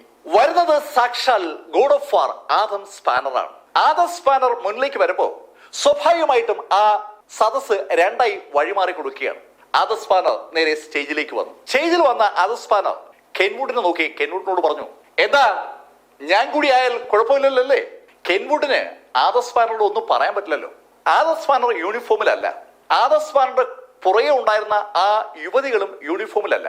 അവരൊക്കെ സാധാ വേഷത്തിലാണ്. അതുകൊണ്ട് തന്നെ ലൂയിസിന് ആദം സ്പാനറെ അവിടെ മനസ്സിലായില്ല. ആദം സ്പാനർ സ്റ്റേജിലേക്ക് വന്നതും ലൂയിസ് ആദം സ്പാനറോട് ചോദിച്ചു, താനാണോ ഇതിനകത്ത് കയറി ഇടപെടാൻ? താൻ ആരടോ എന്നുള്ള ചോദ്യം കേട്ടതും ആദം സ്പാനർ കൈ നിവർത്തി ലൂയിസിന്റെ കവിളിൽ ഒരു അറ്റിയാടി. എന്നോട് ഇങ്ങനെ സംസാരിക്കാൻ നിനക്ക് എന്ത് യോഗ്യതയുള്ളത്? അങ്ങനെ ചോദിച്ചുകൊണ്ടാണ് ആദം സ്പാനർ ലൂയിസിനെ അടിച്ചത്. ലൂയിസിന് അടി കിട്ടിയിട്ടും കഥ മനസ്സിലായില്ല. ലൂയിസ് പെട്ടെന്ന് ഒന്ന് പുറകോട്ട് മാറി സൈഡിലോട്ട് വന്നപ്പോ അവനോടായി കെൻവുഡ് പറഞ്ഞു, ഡാ, അത് ആദം സ്പാനറാണ്, god of war. God of war, god of war നാം കേട്ടിട്ടുണ്ട്. സ്റ്റോണിയിലെ ചെറുപ്പക്കാർക്കൊക്കെ ആദം സ്പാനറെ കുറിച്ച് അറിയുകയും ചെയ്യാം. പക്ഷെ കാണാറില്ലാത്തതുകൊണ്ട് മുഖം അവന്റെ മനസ്സിൽ പതിയാത്തതാണ്. ആദം സ്പാനർ കേട്ടപ്പോ ലൂയിസ് ഒന്ന് വിരണ്ടു. സാക്ഷാൽ ഗോഡ് ഓഫ് വാർ ആദം സ്പാനറാണ് അവിടെ എത്തിയിരിക്കുന്നത്. ഇതെന്താ സംഭവം? അവൻ അങ്ങനെ അന്തമിട്ട് നിൽക്കുമ്പോ ആദം സ്പാനർ അവനോട് പറഞ്ഞു, ഇത് എന്റെ സുഹൃത്താണ് ഡസ്റ്റിൻ. ഡസ്റ്റിനെ തൊട്ട് കളിക്കാൻ ആര് ശ്രമിച്ചാലും ഞാൻ ഇടപെടും. ആദം സ്പാനറുടെ ആ വാക്കുകൾ സ്വാഭാവികമായിട്ടും ആ ഓഡിയൻസിന് മനസ്സിലാകുന്ന ഒന്ന് തന്നെയാണ്. God of war Adam spanner തീരുമാനിക്കുന്ന കാര്യങ്ങൾക്ക് എതിര് നിൽക്കാൻ സാധാരണഗതിയിൽ ആർക്ക് പറ്റില്ല. അങ്ങനെ ഓഡിയൻസ് കരുതിയ ആ നിമിഷത്തിൽ വാതിൽക്കൽ നിന്ന് ഒരു ശബ്ദം കൂടെ കേട്ടു. ആദം, നീ അങ്ങനെ ഉറപ്പിച്ചു പറയാൻ വരട്ടെ. ശബ്ദം കേട്ട് ആദം സ്പാനർ അങ്ങോട്ട് നോക്കുമ്പോ ആദം കാണുന്നത് ശരിക്കും ദൃഢഗാത്രനായ, നല്ല പൊക്കമുള്ള, ലേശ പ്രായമുള്ള ഒരാൾ അങ്ങോട്ട് വരുന്നതാണ്. അയാളെ കണ്ടതും ലൂയിസിന്റെയും കെൻവുഡിന്റെയൊക്കെ മുഖം വികസിച്ചു. ആ ആളെ കണ്ടതും ലൂയിസ് ഉറക്കെ വിളിക്കുകയാണ്, ഈതൻ അങ്കിൾ. ഈതൻ കെൻവുഡും വിളിച്ചു പോവുകയാണ്. ലാങ്ഫോർഡ് കുടുംബത്തിലെ ഏറ്റവും സീനിയർ ആയിട്ടുള്ള ഒരാളാണ് ഈതൻ ലാങ്ഫോർഡ്. ഈതൻ ലാങ്ഫോർഡ് ഗവൺമെന്റിന്റെ ഭാഗവുമാണ്, പ്രത്യേകിച്ച് ഡിഫൻസ് മിനിസ്ട്രി. അതുകൊണ്ട് തന്നെ ആദം സ്പാനറേക്കാൾ മുകളിൽ അധികാരമുള്ള വ്യക്തിയാണ്. ഈതൻ മുന്നോട്ട് വന്നപ്പോ സ്വാഭാവികമായിട്ടും ആദത്തിന് ഒരു സ്റ്റെപ്പ് പുറകോട്ട് എടുക്കേണ്ടി വരികയാണ്. എന്താ ആദം, എന്റെ കുടുംബത്തിന്റെ കാര്യത്തിൽ ഇടപെടാൻ എനിക്ക് അധികാരമില്ലേ? ആദത്തിനോടായി ഈതൻ അങ്ങനെ ചോദിച്ചതും ആദം ഡസ്റ്റിനോട് പറഞ്ഞു, ഡസ്റ്റിൻ ഞാൻ എന്താ വേണ്ടേ? ആ ചോദ്യത്തിലെല്ലാം ഉണ്ട്. ഡസ്റ്റിൻ കൊല്ലാൻ പറഞ്ഞാൽ ആ നിമിഷം ആദം തുടങ്ങും. അവിടെ നിൽക്കുന്ന ആള് ഈതനാണോ, കെൻവുഡ് ആണോ, ലൂയിസ് ആണോ എന്നൊന്നും പിന്നെ ആദം നോക്കത്തില്ല. ഡസ്റ്റിന് വേണ്ടി ആദം എന്ത് ചെയ്യും അത് ഡസ്റ്റിനും അറിയാം. ഡസ്റ്റിൻ ആദത്തോട് പറഞ്ഞു, ഓക്കെ മിസ്റ്റർ ഈതൻ വന്ന സ്ഥിതിക്ക് നമുക്ക് ഈ വിഷയം ഇവിടെ വിടാം. അങ്ങനെ പറഞ്ഞിട്ട് ആദത്തോടൊപ്പം ഡസ്റ്റിൻ പുറത്തേക്ക് നടന്നു തുടങ്ങിയതും ഈതൻ ഡസ്റ്റിനോട് പറഞ്ഞു, ഏയ് മിസ്റ്റർ ഡസ്റ്റിൻ, അങ്ങനെ അങ്ങ് പോയാൽ പറ്റില്ലല്ലോ. ഇത്രയും ആളുകൾ നോക്കി നിൽക്കേ, ഈ പുരുഷാരം മുഴുവൻ കണ്ടോണ്ട് നിൽക്കേ, ലാങ്ഫോർഡ് കുടുംബത്തെ നീ അപമാനിച്ചു. അങ്ങനെ ഞങ്ങൾ അപമാനിച്ചിട്ട് നീ അങ്ങനെ കൂളായിട്ട് പോയാൽ അതെങ്ങനെ ശരിയാകും? നീ ഞങ്ങൾക്ക് മുന്നിൽ മാപ്പ് പറയണം. മാപ്പ് പറയാതെ നിനക്ക് ഇവിടുന്ന് പോകാൻ പറ്റില്ല. ഈതൻ അത് പറഞ്ഞതും ലൂയിസ് അത് ഏറ്റുപറയുകയാണ്. അതെ അതെ, ഇവൻ മാപ്പ് പറയണം, മുട്ടുകുത്തി നിന്ന് മാപ്പ് പറയണം. മാപ്പ് പറയുന്നില്ലെങ്കിൽ ഇവനെ ഇവിടെ ഇട്ട് കൊല്ലും. ലൂയിസ് ലാങ്ഫോർഡ് അത് പറഞ്ഞതും വീണ്ടും ഒരു ശബ്ദം വാതിൽക്ക് നിന്ന് കേൾക്കുകയാണ്. ആർക്കാ എന്റെ മോനെ കൊല്ലേണ്ടത്? ആർക്കാ എന്റെ മോനെ കൊല്ലേണ്ടതെന്നുള്ള വാചകം കേട്ടതും എന്റെ സദസ്സും ആ വാതിൽക്കിലേക്ക് തിരിഞ്ഞു. അവിടെ ഒരു 50-55 വയസ്സ് പ്രായമുള്ള ഒരു മനുഷ്യൻ നിൽപ്പുണ്ട്. അയാള് മുന്നോട്ട് നടന്നു വരികയാണ്. അയാൾക്ക് നടക്കാൻ ലേശ ബുദ്ധിമുട്ടുണ്ട്, എന്നാലും നടന്നു വരികയാണ്. ചെറിയൊരു കൂന് അയാൾക്ക് വന്നിട്ടുണ്ട്. പക്ഷെ ആ മനുഷ്യൻ മുന്നോട്ട് നടന്നു വരുന്ന കണ്ടതും ഈതൻ ലാങ്ഫോർഡിന്റെ മുഖത്ത് നിന്ന് രക്തം വാർന്നു പോവുകയാണ്. അയാളുടെ മുഖത്തുണ്ടായിരുന്ന രക്തം പൂർണ്ണമായും ഒറ്റ നിമിഷം കൊണ്ട് അപ്രത്യക്ഷമായതുപോലെ വിളറി വെളുക്കുകയാണ്. അതേ സമയത്ത് സ്റ്റേജിൽ ഡസ്റ്റിന്റെ അടുത്ത് നിന്നിരുന്ന ആദം സ്പാനർ പതുക്കെ പുറകോട്ട് മാറി. ആദം മനസ്സിൽ പറയുകയാണ്, ഇനി ഒരു ഷോ കാണാം. സ്റ്റേജിൽ നിൽക്കുന്ന ഡസ്റ്റിന്റെ മുഖത്ത് നമ്മൾ ദർശിക്കുക അവന്റെ കണ്ണുകളാണ്. ഡസ്റ്റിന്റെ കണ്ണുകളിൽ വല്ലാത്തൊരു ദേഷ്യം കാണുകയാണ്. ആ മനുഷ്യൻ അങ്ങോട്ട് നടന്നു വരുന്ന കാണുമ്പോൾ ഈതൻ ലാങ്ഫോർഡിന്റെ അടുത്തേക്ക് നടന്നു വന്ന ആ മനുഷ്യൻ ഈതൻ ലാങ്ഫോർഡിനെ ഒന്ന് നോക്കി. അതിനുശേഷം സ്റ്റേജിലേക്ക് കയറി.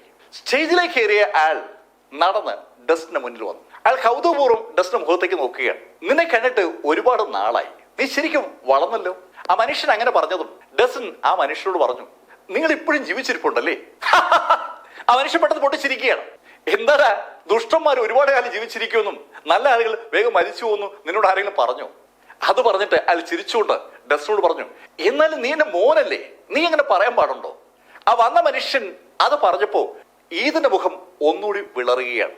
വന്ന മനുഷ്യന്റെ മകനാണ് അവിടെ നിൽക്കുന്ന ഡസ്റ്റിൻ റിയാസ് എന്ന് കേട്ടപ്പോ ഈതൻ ലാങ്ഫോർഡിന്റെ മുഖം വിളറി വെളുത്തത് മാത്രമല്ല, ഈതൻ ലാങ്ഫോർഡ് നേരെ താഴേക്ക് വീഴുകയാണ്. അയാൾ മുട്ടടിച്ച് താഴേക്ക് വീഴുകയാണ്. ശരിക്കും ഒരു വിറയിൽ അയാളുടെ പുറത്തുണ്ട്.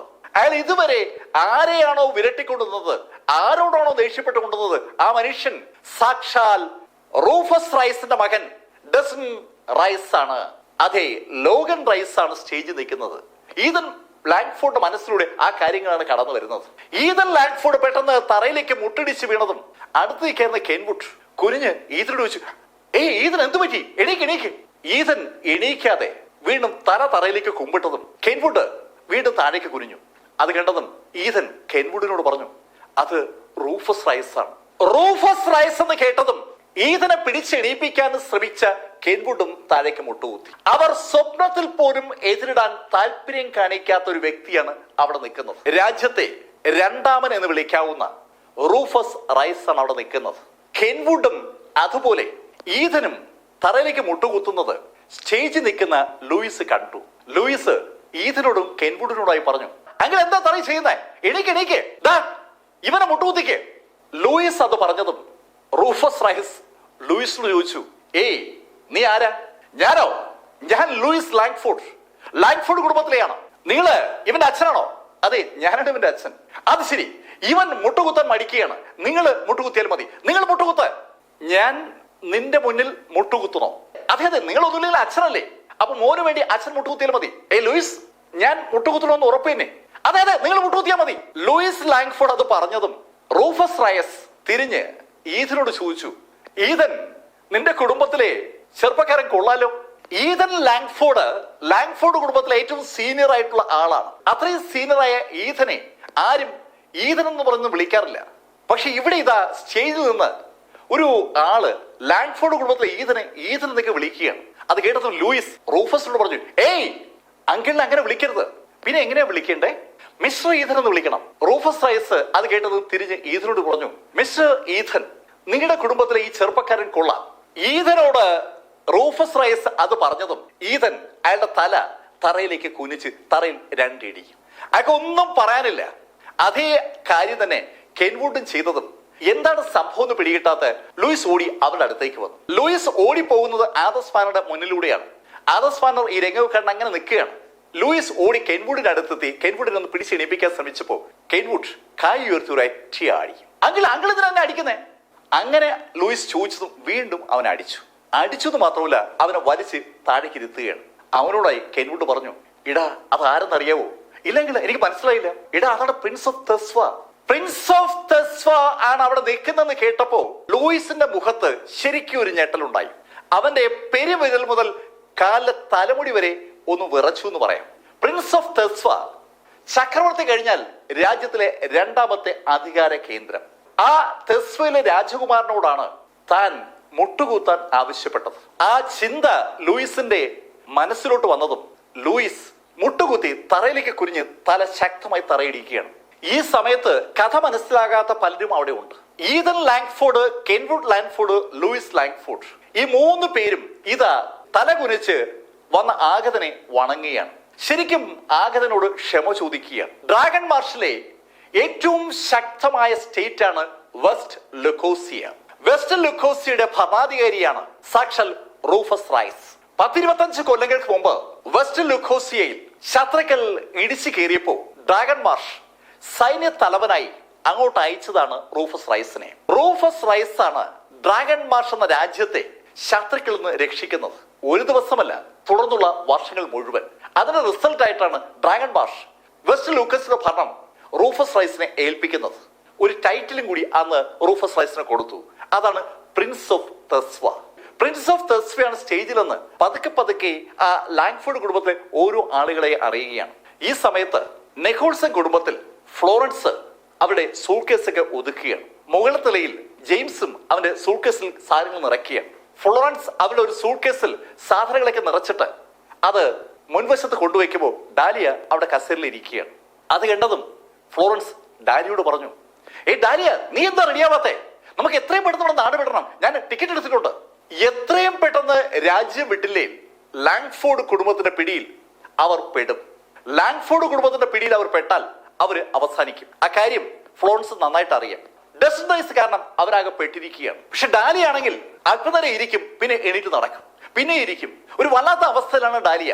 ഡാലിയുടെ മനസ്സിൽ ഇപ്പൊ പൂർണ്ണമായും ഡസ്റ്റൺ റൈസ് ആണ്. ഡസ്റ്റിനെ ലാങ്ഫോർഡ് കുടുംബക്കാർ വളഞ്ഞു നിൽക്കുകയാണ്. ഡസ്റ്റൺ ഡാലിക്ക് ഒരു വാക്ക് കൊടുത്തിട്ടുണ്ട്, ഒന്നും സംഭവിക്കില്ല എന്നുള്ള വാക്ക്. അയാൾ ഉറപ്പായും ഡാലിയുടെ അടുത്ത് മടങ്ങി എത്തുമെന്നും വാക്ക് കൊടുത്തിട്ടുണ്ട്. അതുകൊണ്ട് ആ പ്രതീക്ഷയിലാണ് ഡാലിയ. അപ്പോഴാണ് ഫ്ലോറൻസ് ആ വീട്ടിലെ സമ്പാദ്യങ്ങളൊക്കെ പെട്ടിയിലാക്കി ആ പെട്ടിയുമായി രക്ഷപ്പെടാൻ ശ്രമിക്കുന്നത്. എടുക്കാൻ കഴിയുന്ന വിലപിടിപ്പുള്ള എല്ലാ സാധനങ്ങളും അവർ എടുക്കുകയാണ്. അമ്മ, ഞാൻ വരുന്നില്ല. ഡാലിയ, നീ എന്തായി പറയുന്നത്? നിന്നെ ഇവിടെ ആക്കിയിട്ട് ഞങ്ങൾ അങ്ങനെ പോകും. അങ്ങനെ ഫ്ലോറൻസ് സംസാരിക്കുമ്പോൾ 2 വലിയ സൂട്ട്കേസുമായി മുകളിൽ നിലയിന്ന് ജെയിംസും താഴെ എത്തി. മുകളിൽ നിലയിന്ന് താഴെ എത്തി ജെയിംസ് ഫ്ലോറൻസിനോട് പറഞ്ഞു, അമ്മ, ഞാൻ എന്റെ സാധനങ്ങളൊക്കെ റെഡിയാക്കി. James, dahlia വരുന്നില്ലെന്ന്. ഡാലിയ, നീ എന്തായും ചെയ്യുന്നേ? എത്രയും പെട്ടെന്ന് നമുക്കിത് പുറത്തു പോകണം. നമ്മളിവിടെ നിന്നാൽ അവരിവിടെ എത്തും. ലാങ്ഫോർഡ് കുടുംബക്കാര് ഡസ്റ്റനെ കൊന്നതിന് ശേഷം ഉറപ്പായും നെക്കോൾസൺ കുടുംബത്തിലേക്ക് വരും. ആ സമയത്ത് അവരവിടെ ഉണ്ടായിരുന്നാൽ അവരെ കൊല്ലും. അക്കാര്യം ഉറപ്പാണ്. എത്രയും പെട്ടെന്ന് അവിടുന്ന് രക്ഷപ്പെടാനുള്ള ഒരു ശ്രമമാണ് നടത്തേണ്ടതെന്ന് ഡാലിയോട് ജെയിംസും ഫ്ലോറൻസും പറഞ്ഞപ്പോ ഡാലിയ അവരോട് പറഞ്ഞു, അമ്മ, ഞാൻ വരുന്നില്ല. നിങ്ങൾ രണ്ടുപേരും പൊയ്ക്കോളൂ. ഞാൻ എന്തായാലും ഡസ്റ്റിനെ കളഞ്ഞ് എങ്ങോട്ടുമില്ല. നിന്റെ ഒരു ഡസ്റ്റിൻ, അവൻ കാരണമാണ് സകല പ്രശ്നം ഉണ്ടായത്. അങ്ങനെ ഫ്ലോറൻസ് പറഞ്ഞ ആ നിമിഷത്തിൽ 1-2 വാഹനങ്ങൾ അവിടെ വന്നു നിന്നു.